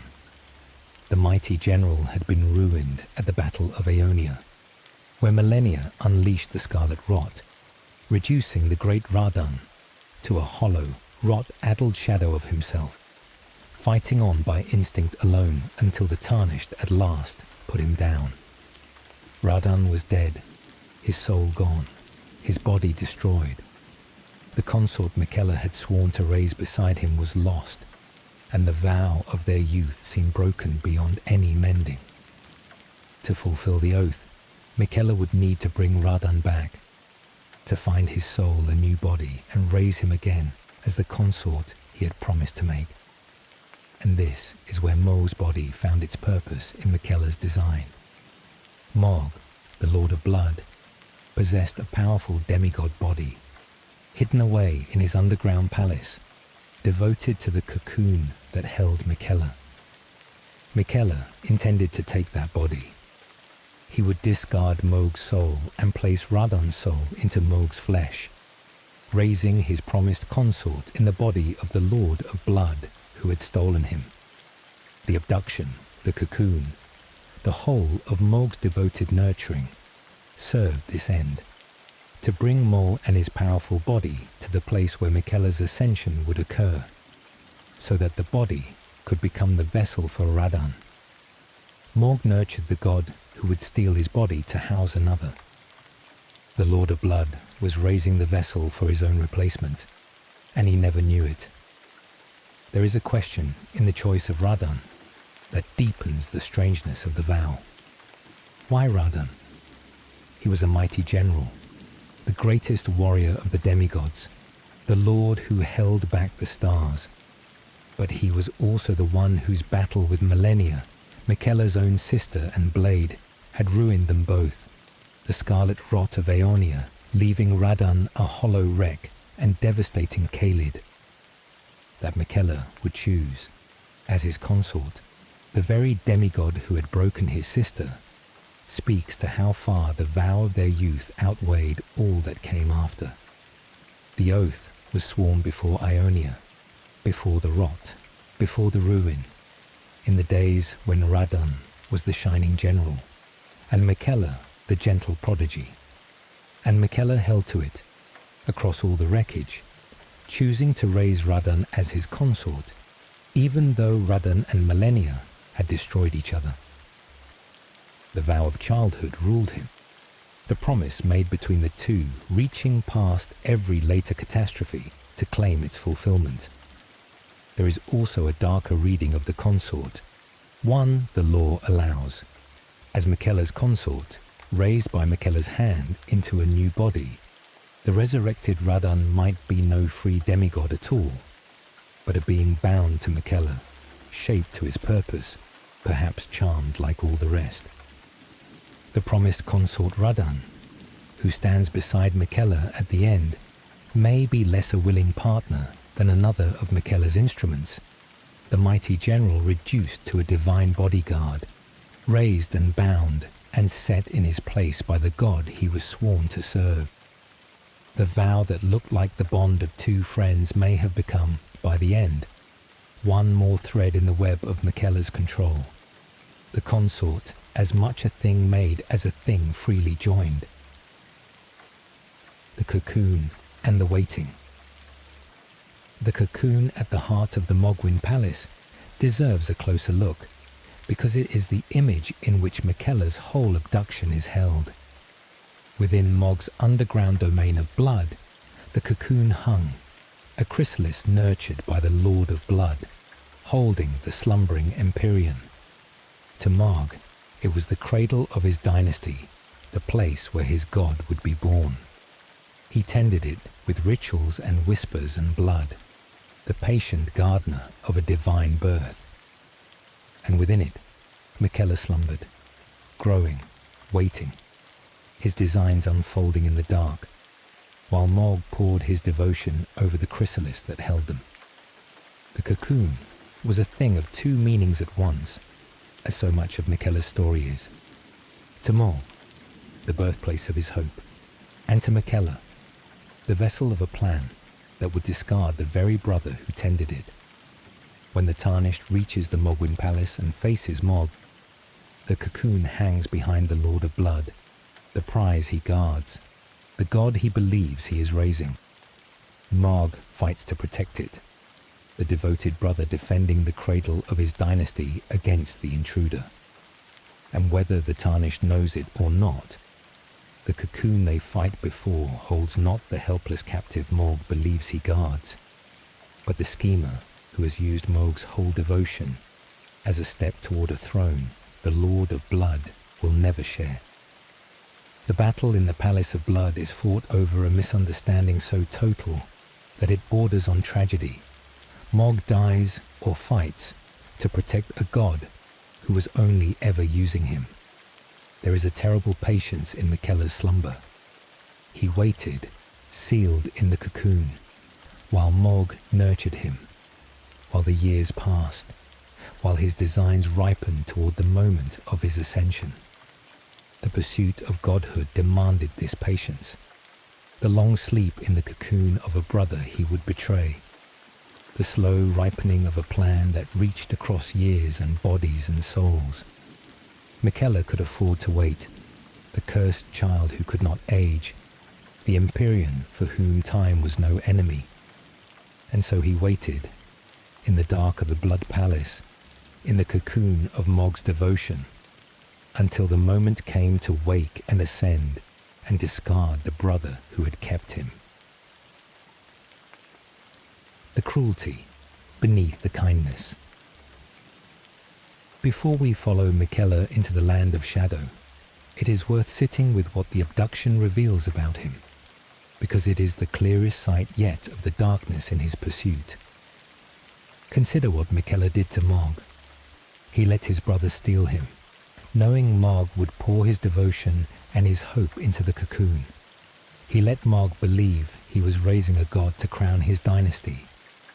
And all the while, Miquella intended to discard Mohg's soul, take his body, and use that body to house Radahn, the consort he had promised. Mohg's love, Mohg's blood, Mohg's whole dream of rising through the god he nurtured was the instrument of Mohg's destruction. The Lord of Blood thought he had captured a god. He had volunteered, all unknowing, to be erased and replaced. This is the same ruthlessness we glimpsed in the charm, now shown in full. Miquella used people. He let them love him, or nurture him, or devote themselves to him, and he used that devotion to serve his ends, discarding them when their use was done. Mohg is the starkest case, a brother used as a vessel, his soul thrown away, his body taken, his devotion repaid with erasure. The gentle Empyrean who dreamed of a kinder world was capable of this, of letting a brother love a lie, and built his ascension on the betrayal. The kindness of the goal did not soften the cruelty of the means.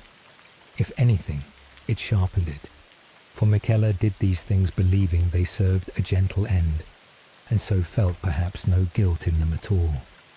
And yet, even here, the tragedy of Miquella holds. He did not do these things for power's own sake, or for cruelty's sake. He did them for the dream, the gentle world, the age of compassion, the end of the cruelty of the gods. To reach that dream, he believed, any means were justified, even the betrayal of a brother, even the discarding of those who loved him. The cruelty was in service of a kindness, and that is what makes it so unsettling. Miquella took no pleasure in the suffering he caused. He was an idealist who had decided that his ideal was worth any price, and who paid that price in the lives and souls of those around him. The road to his gentle world was paved with the betrayal of everyone who trusted him, and he walked it believing, to the end, that he was kind. There is a thread here that ties Miquella to his whole bloodline, and it is worth naming. Marika, his mother, ascended to godhood through betrayal and massacre, the sins we have followed in other tales. Mohg turned to an outer god and dreamed of a dynasty built on stolen blood. Each of Marika's children, reaching for power, left a trail of the used and the betrayed behind them. And Miquella, for all his gentleness, walked the same road. The pursuit of godhood in the lands between seems to demand this, the using and discarding of others, the betrayal of trust, the trail of broken devotion. Miquella dreamed of escaping the rot of his bloodline, of building something clean and kind to replace the cruelty of his mother's order. And in the means he chose, the abduction and the betrayal and the using of his brother, he reproduced the very rot he sought to escape. The gentle child became, in his pursuit of a gentler world, another link in the chain of betrayals that ran through the whole line of Marika. This is the deepest tragedy of Miquella, deeper than the curse or the failed cures or the long, patient scheming. He wanted to be different.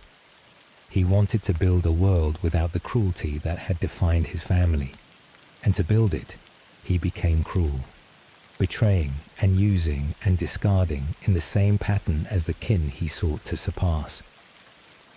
The dream of escaping the rot led him to reproduce it. The gentle Empyrean, reaching for a clean and kind divinity, dirtied himself with the same sins as his mother, and never seemed to see it, believing to the end that his kindness justified all. That blindness, the inability to see that his means had become the very thing he fled, is the heart of his sorrow, and it is what the land of shadow, in the parts to come, would bring at last into the light. Sleep well. Tomorrow we follow Miquella into the land of shadow, where the pursuit of godhood demanded that he cast off, one by one, the pieces of his own self. To become a god, Miquella had to enter the land of shadow, the sealed realm where the gate of divinity stood, the same gate through which his mother Marika had ascended. And to walk that realm toward the gate, he did something that is among the strangest and saddest acts in all of Elden Ring. He shed himself, piece by piece, as he traveled toward the gate of divinity, Miquella cast off the parts of his own being, his flesh, his eye, his doubt, his fear, his love. He left them behind him like footprints, marked by golden crosses scattered across the realm of shadow. Tonight we follow that terrible journey, the shedding of the self, the Godchild unmaking himself piece by piece in pursuit of the divinity he sought. Tonight we sit with the shedding of Miquella, the long road on which he gave away everything he was. The death in the cocoon. The road into the land of shadow began, strangely, with Miquella's death. While Miquella slumbered in Mohg's cocoon, something happened that opened the way to the realm of shadow. Miquella died. The lore reveals that Miquella died in Mohg's cocoon, and that this death was not the end of him, but the doorway he needed. The Golden Order, the order his mother had built, bound death itself, holding all souls in the endless cycle of the Erdtree, the dead returning to the roots and rising again. But Miquella's death in the cocoon allowed him to break that cycle, to exploit a loophole in his mother's system, to slip free of the Erdtree's hold and pass into the land of shadow, the sealed realm beyond the reach of the golden cycle. This is a strange and clever turn, and it shows how far Miquella's planning reached. He needed to enter the land of shadow, where the gate of divinity stood, but the realm was sealed, cut off, beyond the ordinary reach of the living. By dying in the cocoon, in a death outside the Golden Order's law, Miquella found his way around the seal, his soul slipping free of the Erdtree's cycle and into the shadow realm. The death that looked like the failure of Mohg's hopes, the god he nurtured dying in the cocoon, was in truth Miquella's means of entry, the doorway through which he passed into the realm of his ascension. Even his own death was a move in the plan. It connects, too, to the searching we followed in earlier parts, the interest in the eclipse and in deaths outside the Golden Order's law.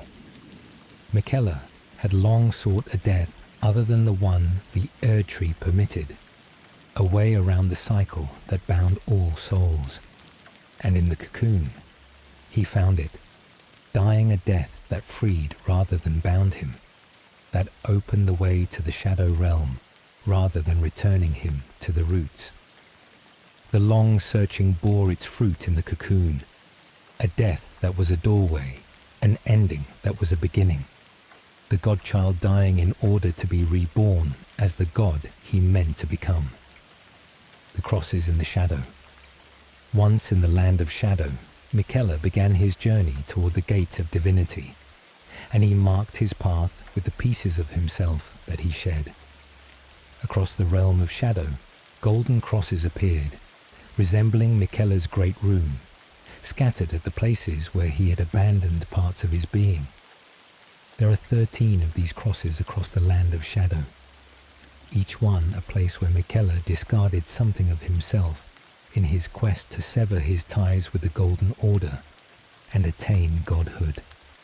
They were like his footprints, the lore says, the trail he left behind as he traveled toward the gate, each cross marking a place where the Godchild had given away another piece of what he was.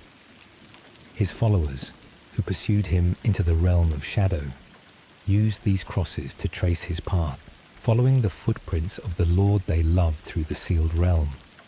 At each cross, an inscription marks what was abandoned there. I abandon here the first of the flesh of my body. I abandon here a part of the flesh of my body. I abandon here my arm. Cross after cross, Miquella records the shedding of his flesh, the casting off of his physical self, piece by piece, as he travels deeper into the realm toward the gate. The golden crosses stand across the shadow land like markers of a long self-dismemberment, the Godchild unmaking his own body as he goes, leaving the flesh behind in order to arrive at the gate as something new. The shedding of the flesh was only the beginning. As he traveled, Miquella cast off more than his body. He abandoned his eye. He abandoned his doubt and his vacillation, the hesitations that might have stayed his hand. He abandoned his fears, the terrors that might have turned him back, and, at a particular and terrible place, he abandoned his love. Piece by piece, the Godchild shed not only his flesh, but his very self, the doubts and fears and loves that made him who he was, leaving each behind at a golden cross, travelling toward the gate as less and less of Miquella, and more of the God he meant to become. The casting off of the self.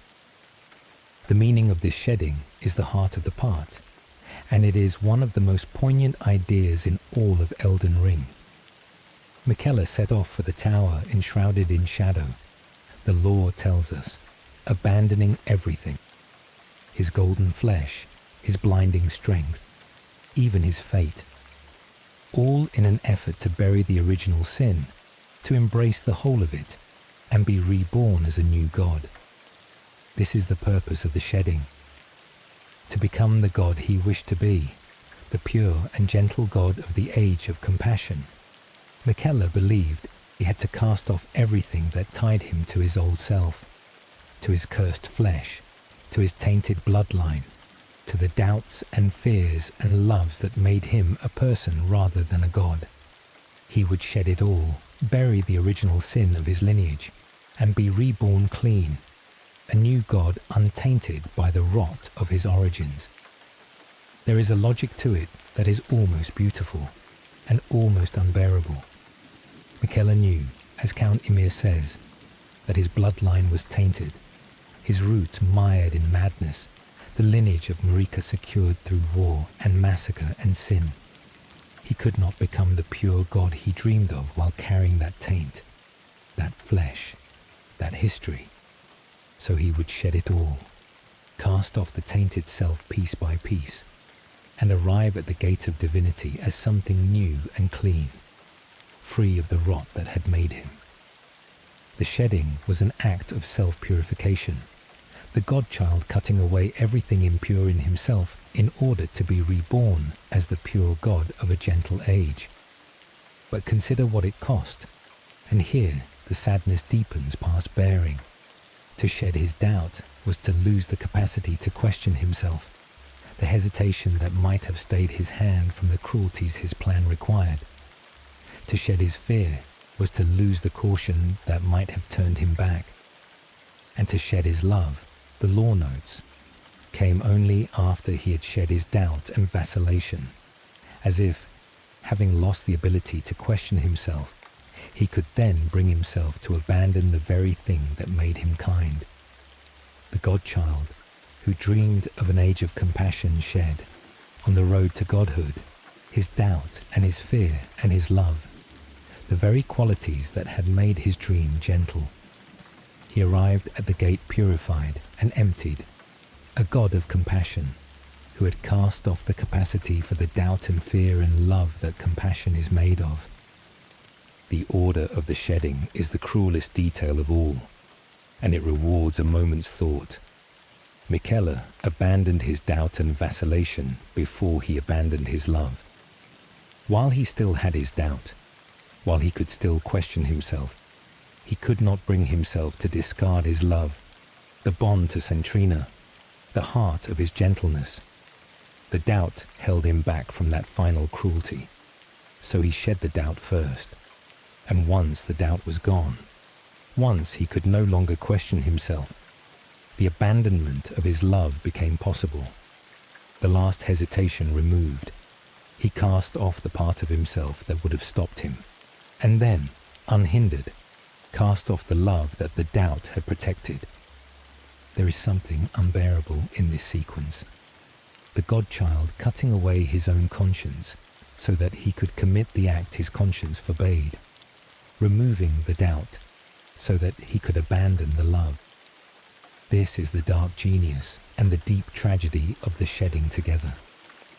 Miquella did not become a monster by accident or by corruption from outside.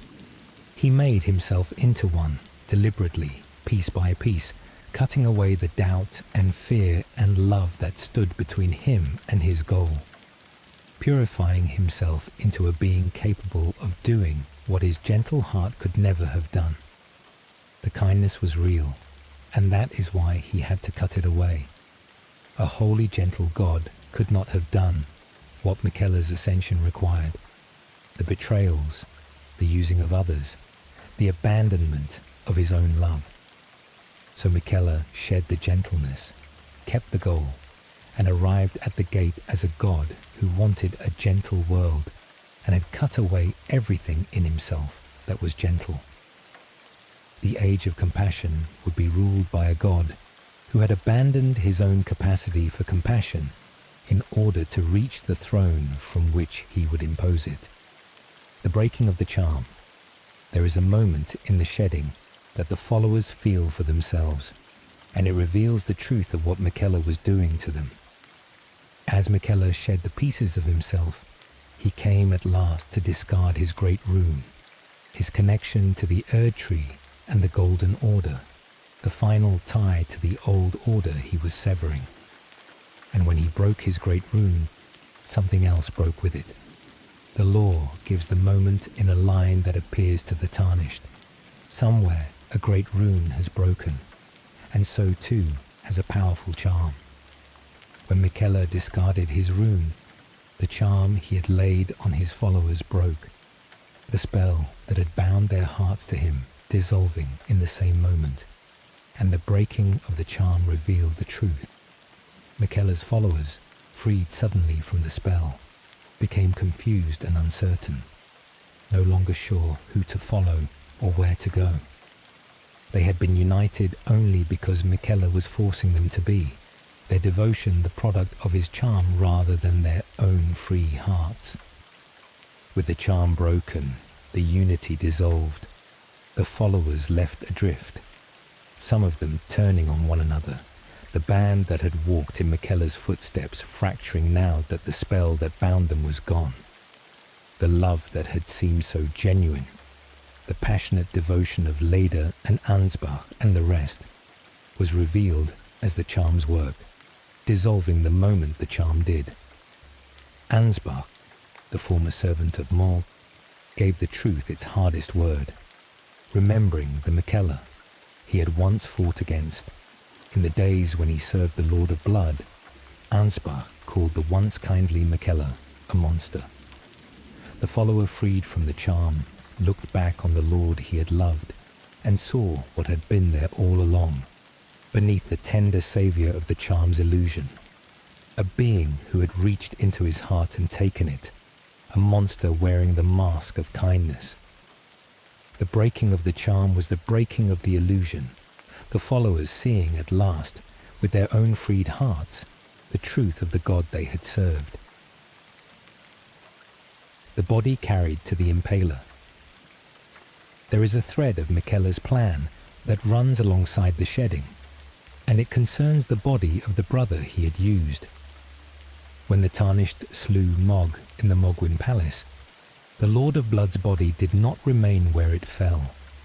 It vanished, and the law reveals where it went.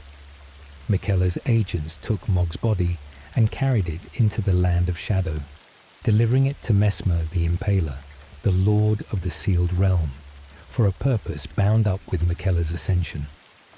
The body of the Lord of Blood, the vessel Miquella intended for Radahn's soul, was brought into the Shadow Realm, carried toward the place where the resurrection would occur, made ready for the consort Miquella had sworn to raise. This is the working out of the design we followed in the last part. Mohg's powerful demigod body was always meant to become the vessel for Radahn, and so, even after Mohg's death, his body served Miquella's plan, carried into the Shadow Realm, prepared to receive the soul of the promised consort. The flesh of the Lord of Blood, who had nurtured Miquella believing he raised a god for his own dynasty, was carried off to become the body of another, the vessel for the consort, who would stand beside Miquella in the age of compassion. Mohg's betrayal was complete. His devotion used, his body taken, his flesh made the cradle of his own replacement. It connects Miquella's tale to the Lord of the Shadow Realm, Messmer, another of Marika's abandoned children, who waged his eternal crusade in the sealed land. The body of Mohg passing into Messmer's keeping ties the two stories together. The Lord of Blood and the Impaler, the used brother and the abandoned one, both caught up in the web of Miquella's design. The realm of shadow, where Messmer waged his endless war and where Miquella shed himself toward the gate, became the meeting place of these threads, the sealed land holding the abandoned crusader, the shedding god, and the carried body of the brother who had been used. What he gave away. Before we follow Miquella to the gate, it is worth gathering the terrible sum of what the shedding cost him. He gave away his flesh, his body cast off piece by piece across the realm of shadow. He gave away his eye. He gave away his Empyrean lineage, the tainted bloodline he sought to bury. He gave away his doubt and his vacillation, the capacity to question himself. He gave away his fears. He gave away his love, the deepest cut of all, the casting off of the very thing that had made his dream a dream of compassion. And he gave away his great rune, his last tie to the old order, breaking with it the charm that had bound his followers. By the time he reached the gate of Divinity, Miquella had shed nearly everything that made him Miquella, arriving at the gate as a being purified down to the bare will to become a god. There is a question that haunts this shedding, and it is the question that the next part will face head-on. If Miquella cast off his love, his doubt, his fear, the very qualities that made him kind, then what was left to rule the age of compassion? A god of compassion, who has shed his capacity for love, is a contradiction. A gentle god emptied of gentleness, a lord of compassion who has cut away the heart that compassion lives in. The shedding that was meant to purify Miquella into the perfect god may have hollowed him into something that could no longer be what he dreamed of being. In casting off everything impure, he may have cast off the very capacity for the kindness his age was meant to embody. And there is the matter of what he discarded that we have not yet faced, his love. For Miquella's love was more than an emotion he abandoned at a cross. It was a being, a person, his other half, cast into the depths of a fissure in the realm of shadow. Her name is Saint Trina, and she is the other half of Miquella, the love he discarded made flesh and abandoned in the dark. She loved him still, even after he cast her away, and she came to understand a terrible truth about the godhood he sought. Tomorrow we descend into the fissure where Miquella cast his love, and sit with Saint Trina, the discarded heart of the god, and the mercy she came to wish for him. Sleep well. Tomorrow we go down into the dark where Miquella left his love, and learn what she alone understood about the prison he was building for himself. Of all the things Miquella cast off on his road to godhood, the one that matters most is his love. And his love was not an abstraction. It was a person, his other half, a being named Saint Trina, whom Miquella divested from himself and cast into the depths of a fissure in the land of shadow. She is the heart he abandoned, the gentleness he could not carry to the gate, the part of himself that still loved when the rest of him had set its course for divinity. And from the dark, where he left her, Saint Trina came to understand a truth that Miquella, emptied of his doubts, could no longer see, that the godhood he sought would be his prison, and that the only mercy left for him was death. Tonight we descend to where Miquella cast his love, and sit with Saint Trina, the discarded heart of a god. Tonight we sit with Saint Trina, the love Miquella abandoned, and the mercy she wished for him. The other half. Saint.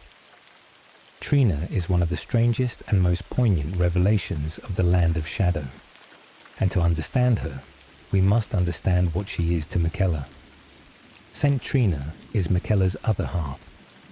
Just as Marika and Radahn are revealed to be two halves of a single being, a god existing in two bodies, so Miquella and Saint Trina are two halves of one whole, the same soul divided between two forms.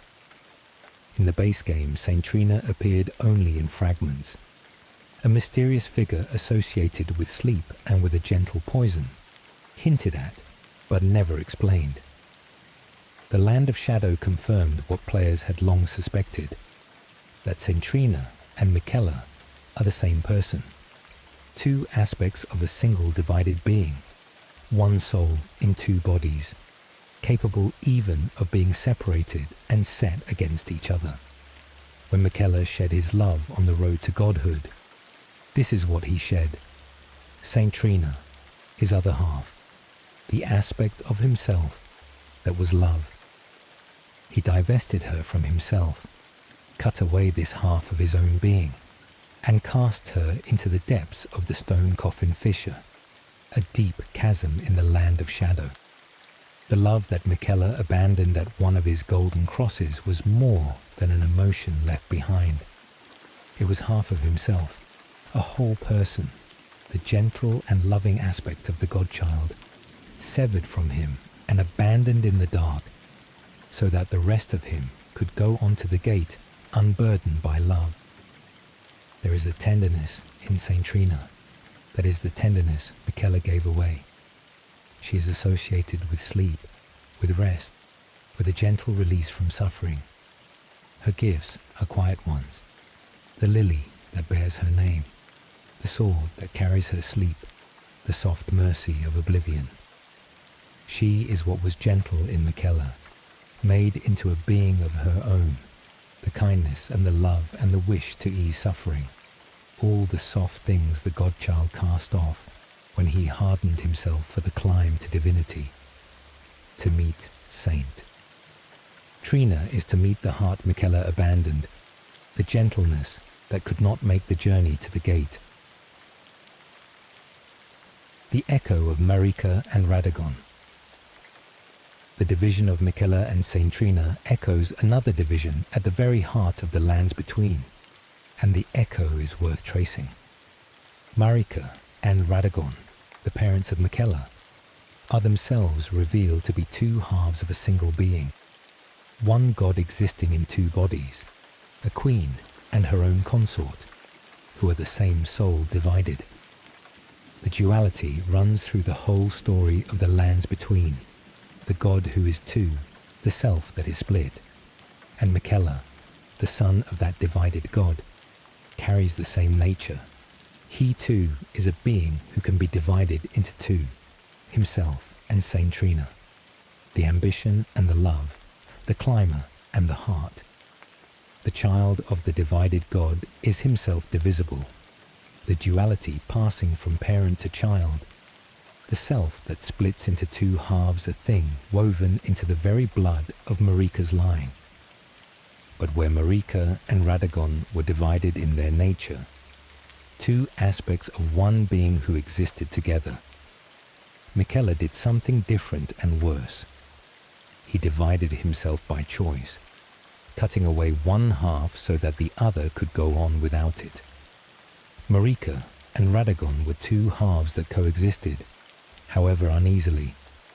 Miquella took his two halves and severed them, casting one into a pit so the other could climb to godhood.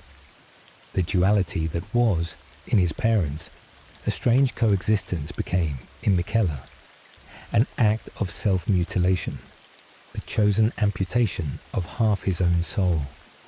His was no mere divided nature inherited from his parents. He divided himself by his own hand and threw one half away. This deepens the horror of what Miquella did in the shedding. To cast off his love was not to discard a feeling. it was to cut his own soul in two and abandon half of it in the dark, to perform on himself the division that was his birthright, and turn it into a weapon against his own heart. The God who would rule the age of compassion took the loving half of his own being and buried it in a fissure, climbing on toward his throne as a half-soul, a being who had cut away his own capacity for the love his age was named for. The echo of Marika and Radahn shows us how deep the wound went. Miquella did not only abandon Saint Trina, he clove his own soul and left the better half of it in the dark. The love that remained. The most heartbreaking thing about Saint Trina is that even after Miquella cast her away, she loved him still. Saint Trina's love for Miquella was boundless, the lore tells us, in spite of her abandonment. He had cut her away, divested himself of her, cast her into the depths of a fissure in the dark, and still she loved him. The half of Miquella that was love went on loving him even after the rest of him had abandoned it, the discarded heart still beating with devotion to the one who had thrown it away. There is something almost unbearable in this. The love Miquella cast off did not stop being love. Abandoned in the dark, severed from the being she was part of, Saint Trina loved Miquella still, with a love that his abandonment could not end. And because she loved him, she came to understand what he was doing to himself, in a way that Miquella, who had cast off his own capacity to question, no longer could. Saint Trina saw the truth of the godhood Miquella sought.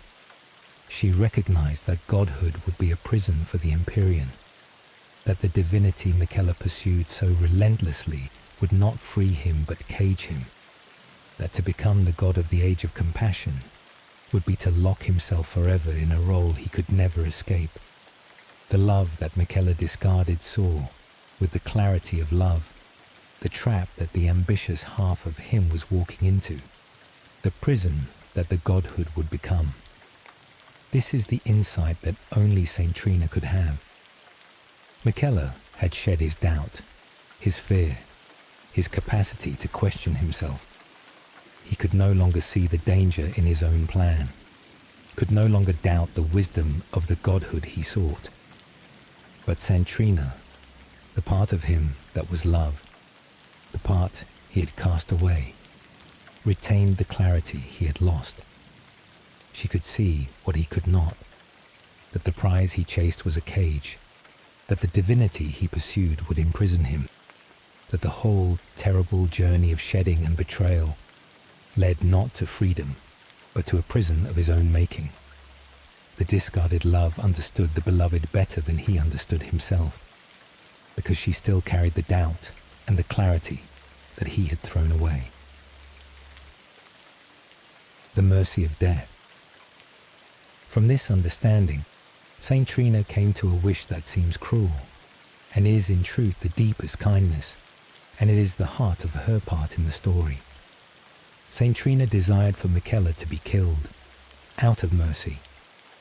Seeing that godhood would be his prison, that the divinity he sought would cage him forever, she came to believe that the only mercy left for him was death, a release from the trap he was walking into, an end before the prison closed around him.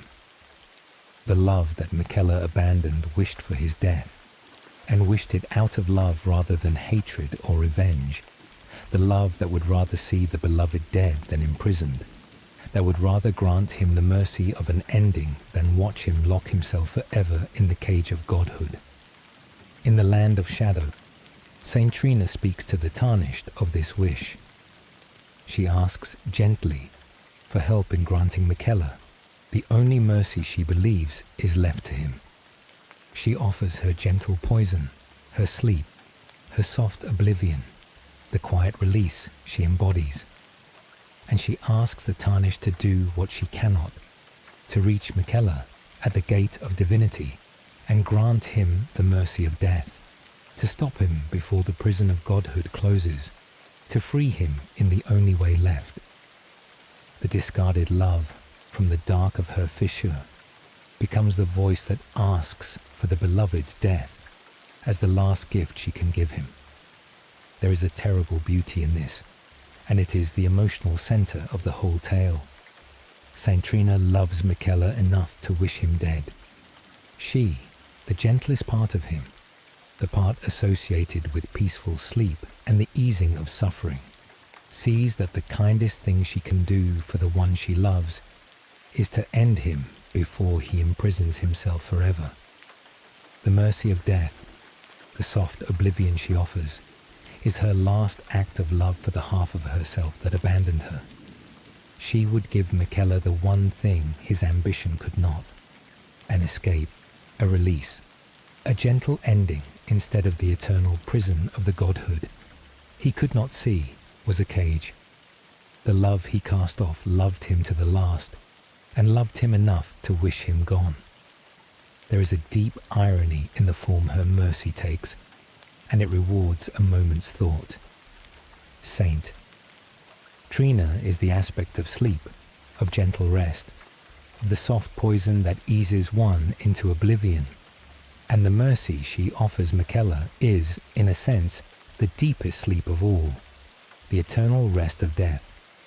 The half of Miquella that was love is also the half that was sleep, and the gift she would give him is the gift of rest, the ending of the long and terrible labor of his ascension, the peace he could find nowhere on the road to the gate.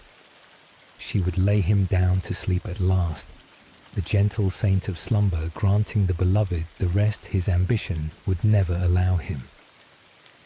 In a story full of cruelty disguised as kindness, here is its opposite: a death that is a real kindness, offered by the one being who loved Miquella enough to want nothing from him, not even his godhood. And there is a question in Saint Trina's mercy that touches the whole of Miquella's tale. If the love he cast off wished for his death, then what does that say about the godhood he pursued? The being who knew Miquella best, who was Miquella, who loved him with a boundless love, looked at the divinity he sought and wished him dead, rather than see him reach it. That judgment, from that source, is the most damning verdict the law offers on Miquella's whole pursuit. The Tarnished might oppose Miquella as an enemy, the Golden Order might condemn him as a heretic, but it is Saint Trina, his own discarded love, who delivers the deepest judgment, that the godhood Miquella chased was so terrible a prison, that death was the kinder fate. The love he abandoned wished to save him not for his throne, but from it, to spare him the divinity he could not see, was a cage. The servant of the sleeping saint. Saint Trina is not without her own devoted follower, and his story deepens the sorrow of hers. In the land of shadow, the Tarnished meets Thiollier, a pale and gentle youth who has given himself wholly to the service of Saint Trina. He seeks her, longs for her, devotes himself to the sleeping saint with a love as complete as any of Miquella's charmed followers feel for him. Thiollier has forsworn food and drink in his devotion, wandering the realm of shadow in search of the one he serves, a pilgrim of the gentle saint of sleep. Where Miquella's followers were bound by the charm, Thiollier's devotion to Saint Trina seems a quieter and freer thing, the love of a gentle soul for the gentle aspect of a divided God. There is a symmetry here that is almost unbearably sad. Miquella, the ambitious half, gathered followers by the power of his charm, binding their hearts whether they willed it or not. Saint Trina, the loving half, cast away in the dark, drew to herself a single devoted servant, freely given. The two halves of the divided God each have their followers, but the followings are as different as the halves. Miquella's many, charmed, used. Saint Trina's one, gentle, true. In the contrast between the charmed multitude of Miquella and the single faithful Thiollier of Saint Trina, we see again what Miquella lost when he cast off his love.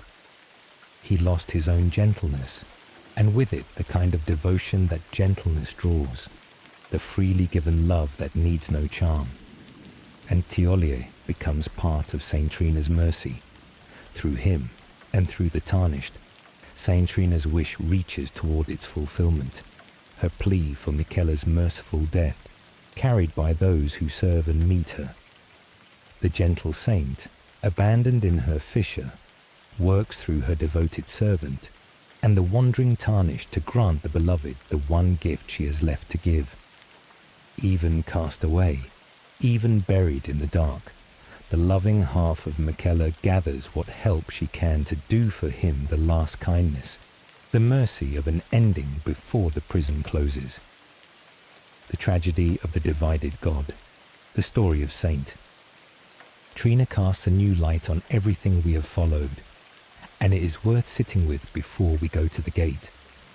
Miquella's whole tragedy is contained in his division from Saint Trina. He was, at his root, a being of love and ambition together, the gentle dream and the will to achieve it bound in one soul. And to achieve the dream, he split himself, cutting away the love so that the ambition could go on unburdened.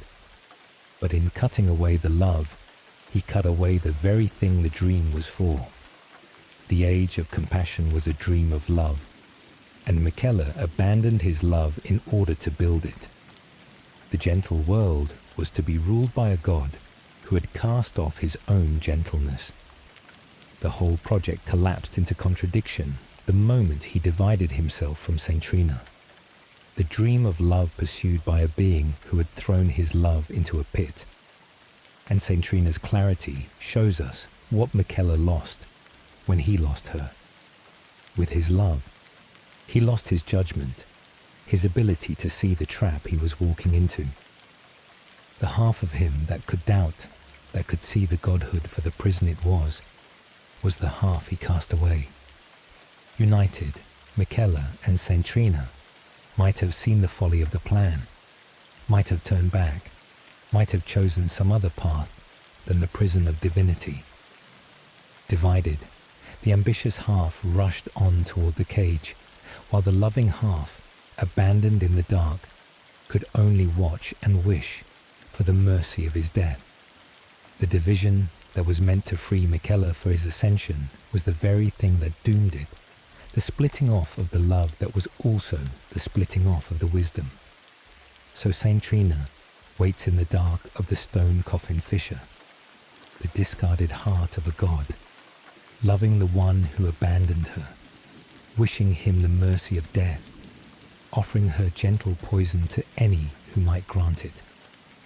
She is the saddest figure in a sad tale, the love that was cast off and went on loving, the clarity that was thrown away and went on seeing, the gentleness that the god of compassion could not carry to his throne, and her wish that Miquella be granted the mercy of death hangs over the final part of his story, the question of whether the tarnished, reaching the gate of divinity, will grant the discarded love the one thing she asks, an end for the beloved, before the prison of godhood closes around him forever. Sleep well. Tomorrow, in the final part, we climb to the gate of divinity, where Radahn rises as the promised consort, and Miquella steps through to claim his godhood, and we see how the long pursuit ends. We have followed Miquella from his birth as a cursed prodigy, through the faith that failed him, and the tree he grew from his blood, through the charm that bound the world, and the abduction that used his brother, through the shedding of his own self, and the love he cast into the dark. Now he stands at the end of the long road, at the gate of divinity atop the tower of Enir Ilim, the same gate through which his mother Marika ascended. Here, Radahn rises as the promised consort. Here, Miquella steps through to claim the godhood he gave everything to reach. And here, the tarnished, carrying the mercy Saint Trina wished for him, brings the long pursuit to its end. Tonight we climb to the gate and see how the dream of the Age of Compassion ends. Tonight, in this final part, we sit with the end of Miquella and gather what his long pursuit of godhood means.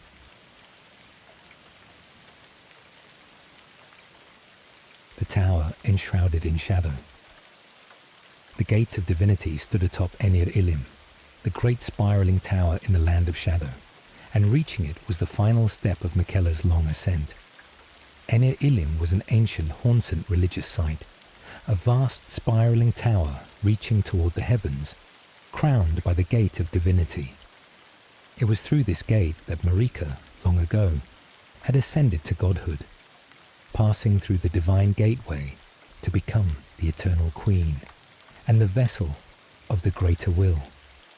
And it was to this same gate that Miquella came, climbing the spiral of Enir Ilim, toward the place where a god could be born. The scroll that described the rite spoke of a secret found at the tower enshrouded in shadow.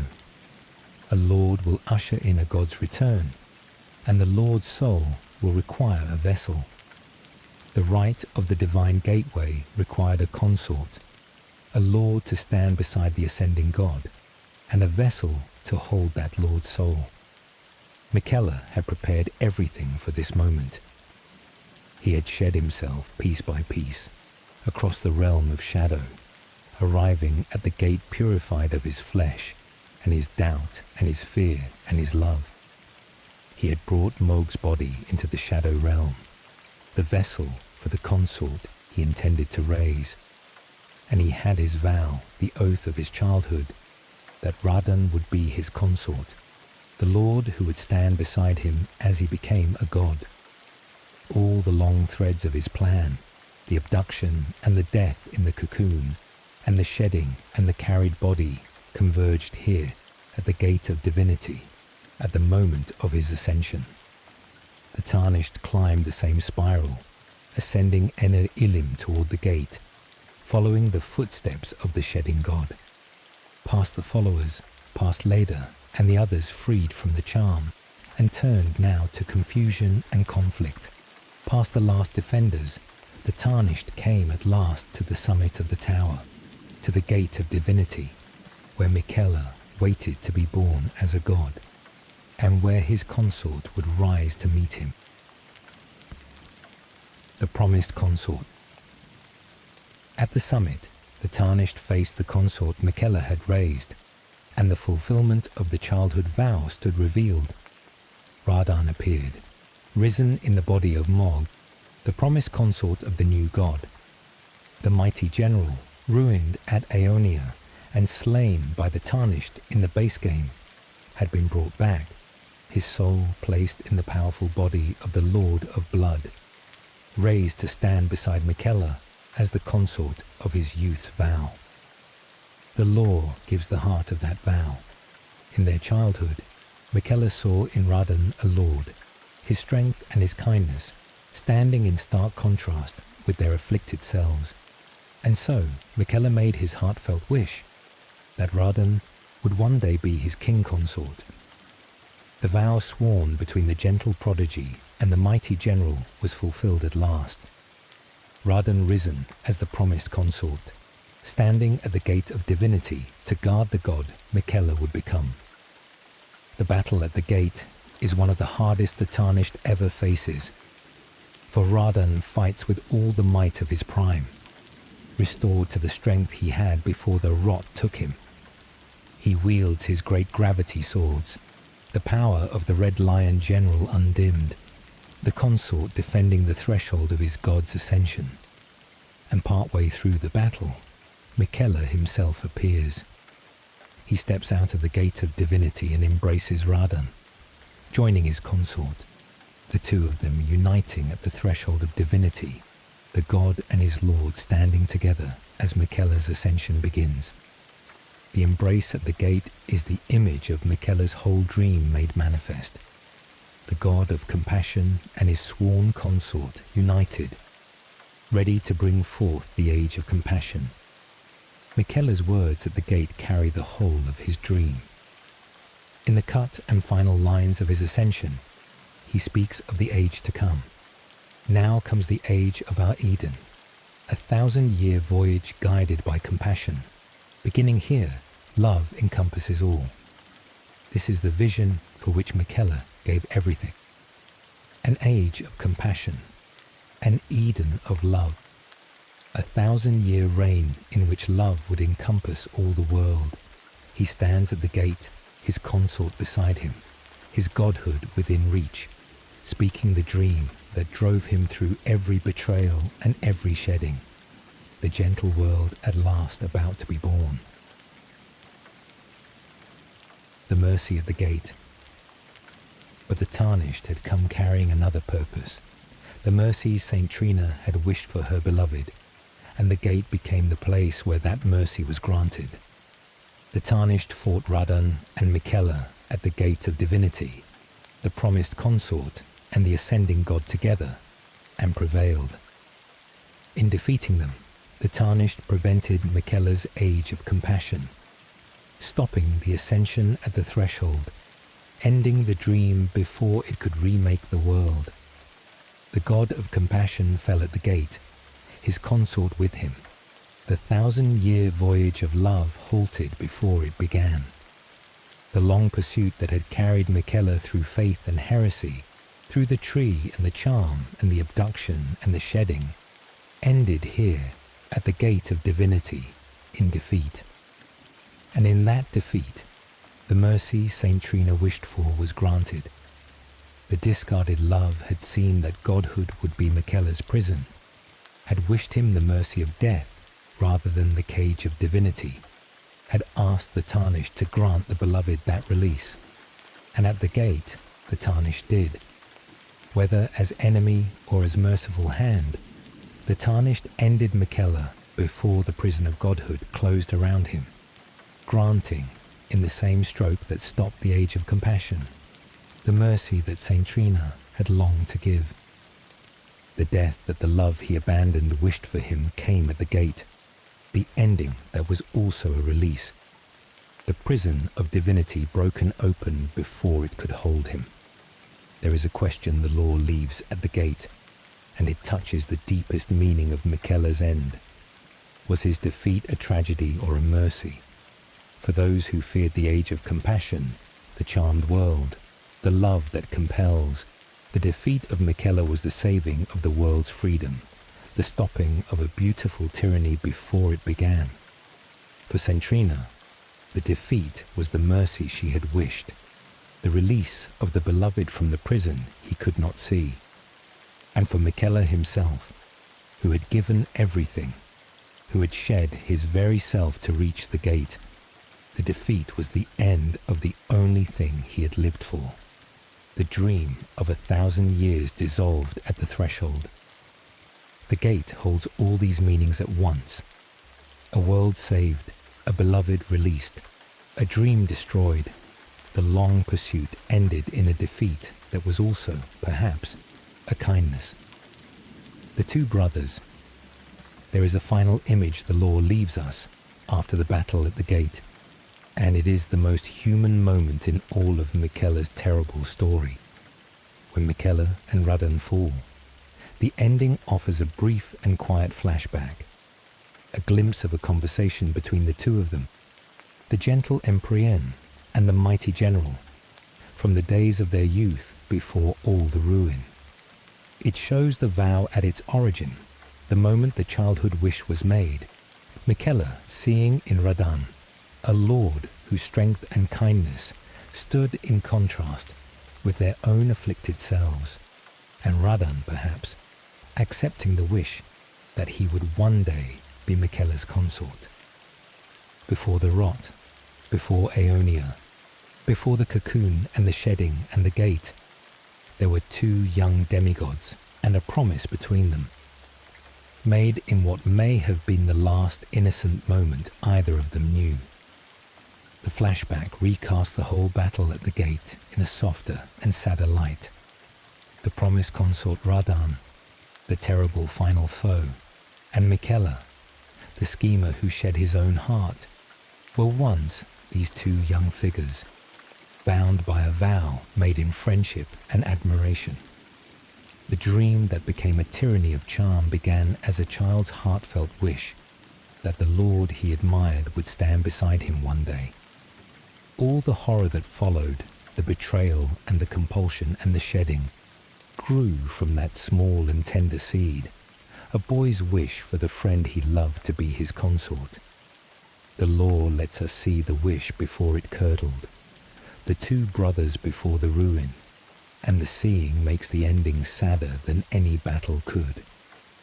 It is one of the quiet cruelties of Elden Ring that we glimpse this tenderness only at the end, only after we have put both of them down, one of them for the second time. The flashback comes too late to change anything, a window onto what Miquella and Radahn were before the long catastrophe, shown to us only as their bodies cool at the gate of Divinity. We see, for a moment, the friendship at the root of it all, and then it is gone, and the two brothers are dead at the threshold of the Godhood that destroyed them. The vow that began in love ended in a battle to the death, the childhood wish fulfilled only to be struck down, the tenderness shown to us only in the instant after it was lost forever. Why he failed. Before we gather the meaning of his story, it is worth asking why Miquella, who planned so long and gave so much, failed at the last. There is a reading of Miquella's curse that runs deeper than eternal youth, and it explains his failure. His curse, some say, was not merely that he could not age, but that he could never bring anything to fruition, never see anything through to its end. Everything Miquella set his mind to withered before it was finished. His faith failed to heal his sister. His Haligtree failed to become an Erdtree, withering on the vine. His followers, charmed into devotion, fell into confusion the moment the charm broke, and his ascension, the great work of his whole life, failed at the very threshold of the gate. The being who could not grow could not in the end complete anything, his every great design falling short of its fruition, the curse of nascency following him to the gate and undoing him there. There is a sorrow in this that runs through the whole of his story. Miquella tried, again and again, with all his genius and all his devotion, to bring his dreams to fruition, and again they fell short. The cure that failed, the tree that failed, the charm that broke, the ascension that fell at the gate. He gave everything, shed his very self, betrayed his brother, and abandoned his love. And still, at the last, his great work withered before it was finished. The gentle child who dreamed of a kinder world could never quite reach it, his every effort falling short of completion, the dream forever just beyond his grasp. And perhaps there is a kind of justice, or at least a kind of meaning, in this failure. Miquella sought to remake the world through compulsion, to build a gentle world by force of charm, to impose an age of compassion on a world that had not chosen it, and the means corrupted the end, the shedding of his love and doubt and fear hollowing him into a god who could not embody the compassion he meant to rule by. A dream of love pursued by the abandonment of love, a gentle world pursued by betrayal and compulsion, could perhaps never have succeeded, the contradiction at its heart dooming it from within. Miquella failed in the end, because the road he took to his gentle world led away from the very thing that gentle world was made of. What Miquella was. So we come to the end, and to the meaning of the kindest and most frightening of Marika's children. He was an Empyrean, born with the potential of a god and cursed never to grow into it. He dreamed, from his youth, of a kinder world, a refuge for the discarded, an age of compassion to replace the cruelty of the Golden Order. And in pursuit of that gentle dream, he did terrible things. He charmed the hearts of all who came near him, binding their love whether they willed it or not. He let his brother Mohg steal him, used his devotion, and marked his body to be the vessel of another. He grew a tree from his own blood and used the refuge it became as a tool of his ascension. He shed his own self, his flesh and his doubt, and his fear and his love, casting his other half into the dark, hollowing himself into a god who had abandoned the gentleness he meant to rule by. The dream was kind, the means were monstrous, and Miquella walked the road believing, to the end, that the kindness of the dream justified the monstrousness of the means. This is what makes Miquella the most haunting figure in all of Elden Ring. He is not a villain who wanted power or cruelty for its own sake. He wanted what we might want, an end to suffering, a refuge for the rejected, a world of love and peace, and the lengths to which he went to achieve it, the charm and the betrayal and the shedding of his own heart, show us the horror that can grow inside even the gentlest dream. Miquella is the warning that the road to a kinder world, walked far enough and ruthlessly enough, can lead to a place where kindness becomes compulsion, where love becomes a cage, where the dream of a world without suffering becomes a world without freedom. He shows us that good intentions pursued without limit can hollow out the very good they intend, and yet the sorrow of him remains beneath all the horror. He was, at the start, a gentle child who made gifts of light for his father, who tended his sister's curse, who dreamed of taking in all whom the world had cast away. The hardness came later, forged by failure and grief, and the long pursuit that demanded more and more of him, until he had shed the gentleness that had been his whole reason for climbing. Trina, the love he abandoned, saw him most clearly, and what she felt for him to the end was a love that wished him the mercy of rest, never hatred. Perhaps that is the truest verdict on Miquella. He was something other than the monster his followers cursed when the charm broke, and something other than the god of compassion he meant to become. He was a being who lost himself in the pursuit of a dream too gentle for the terrible means he used to reach it, and who deserved, in the end, the mercy of sleep that his other half longed to give him. This has been the entire timeline of Miquella, the Empyrean of the Haligtree, the kindest and most frightening of Marika's children, the cursed prodigy who dreamed of a gentler world, the god who shed his own heart to reach his throne, the dream of compassion that ended at the gate of divinity, granted at the last the mercy of the rest he could find nowhere on the long road to godhood, told slowly, for the quiet between waking and whatever waits in the dark. Good night, my friend.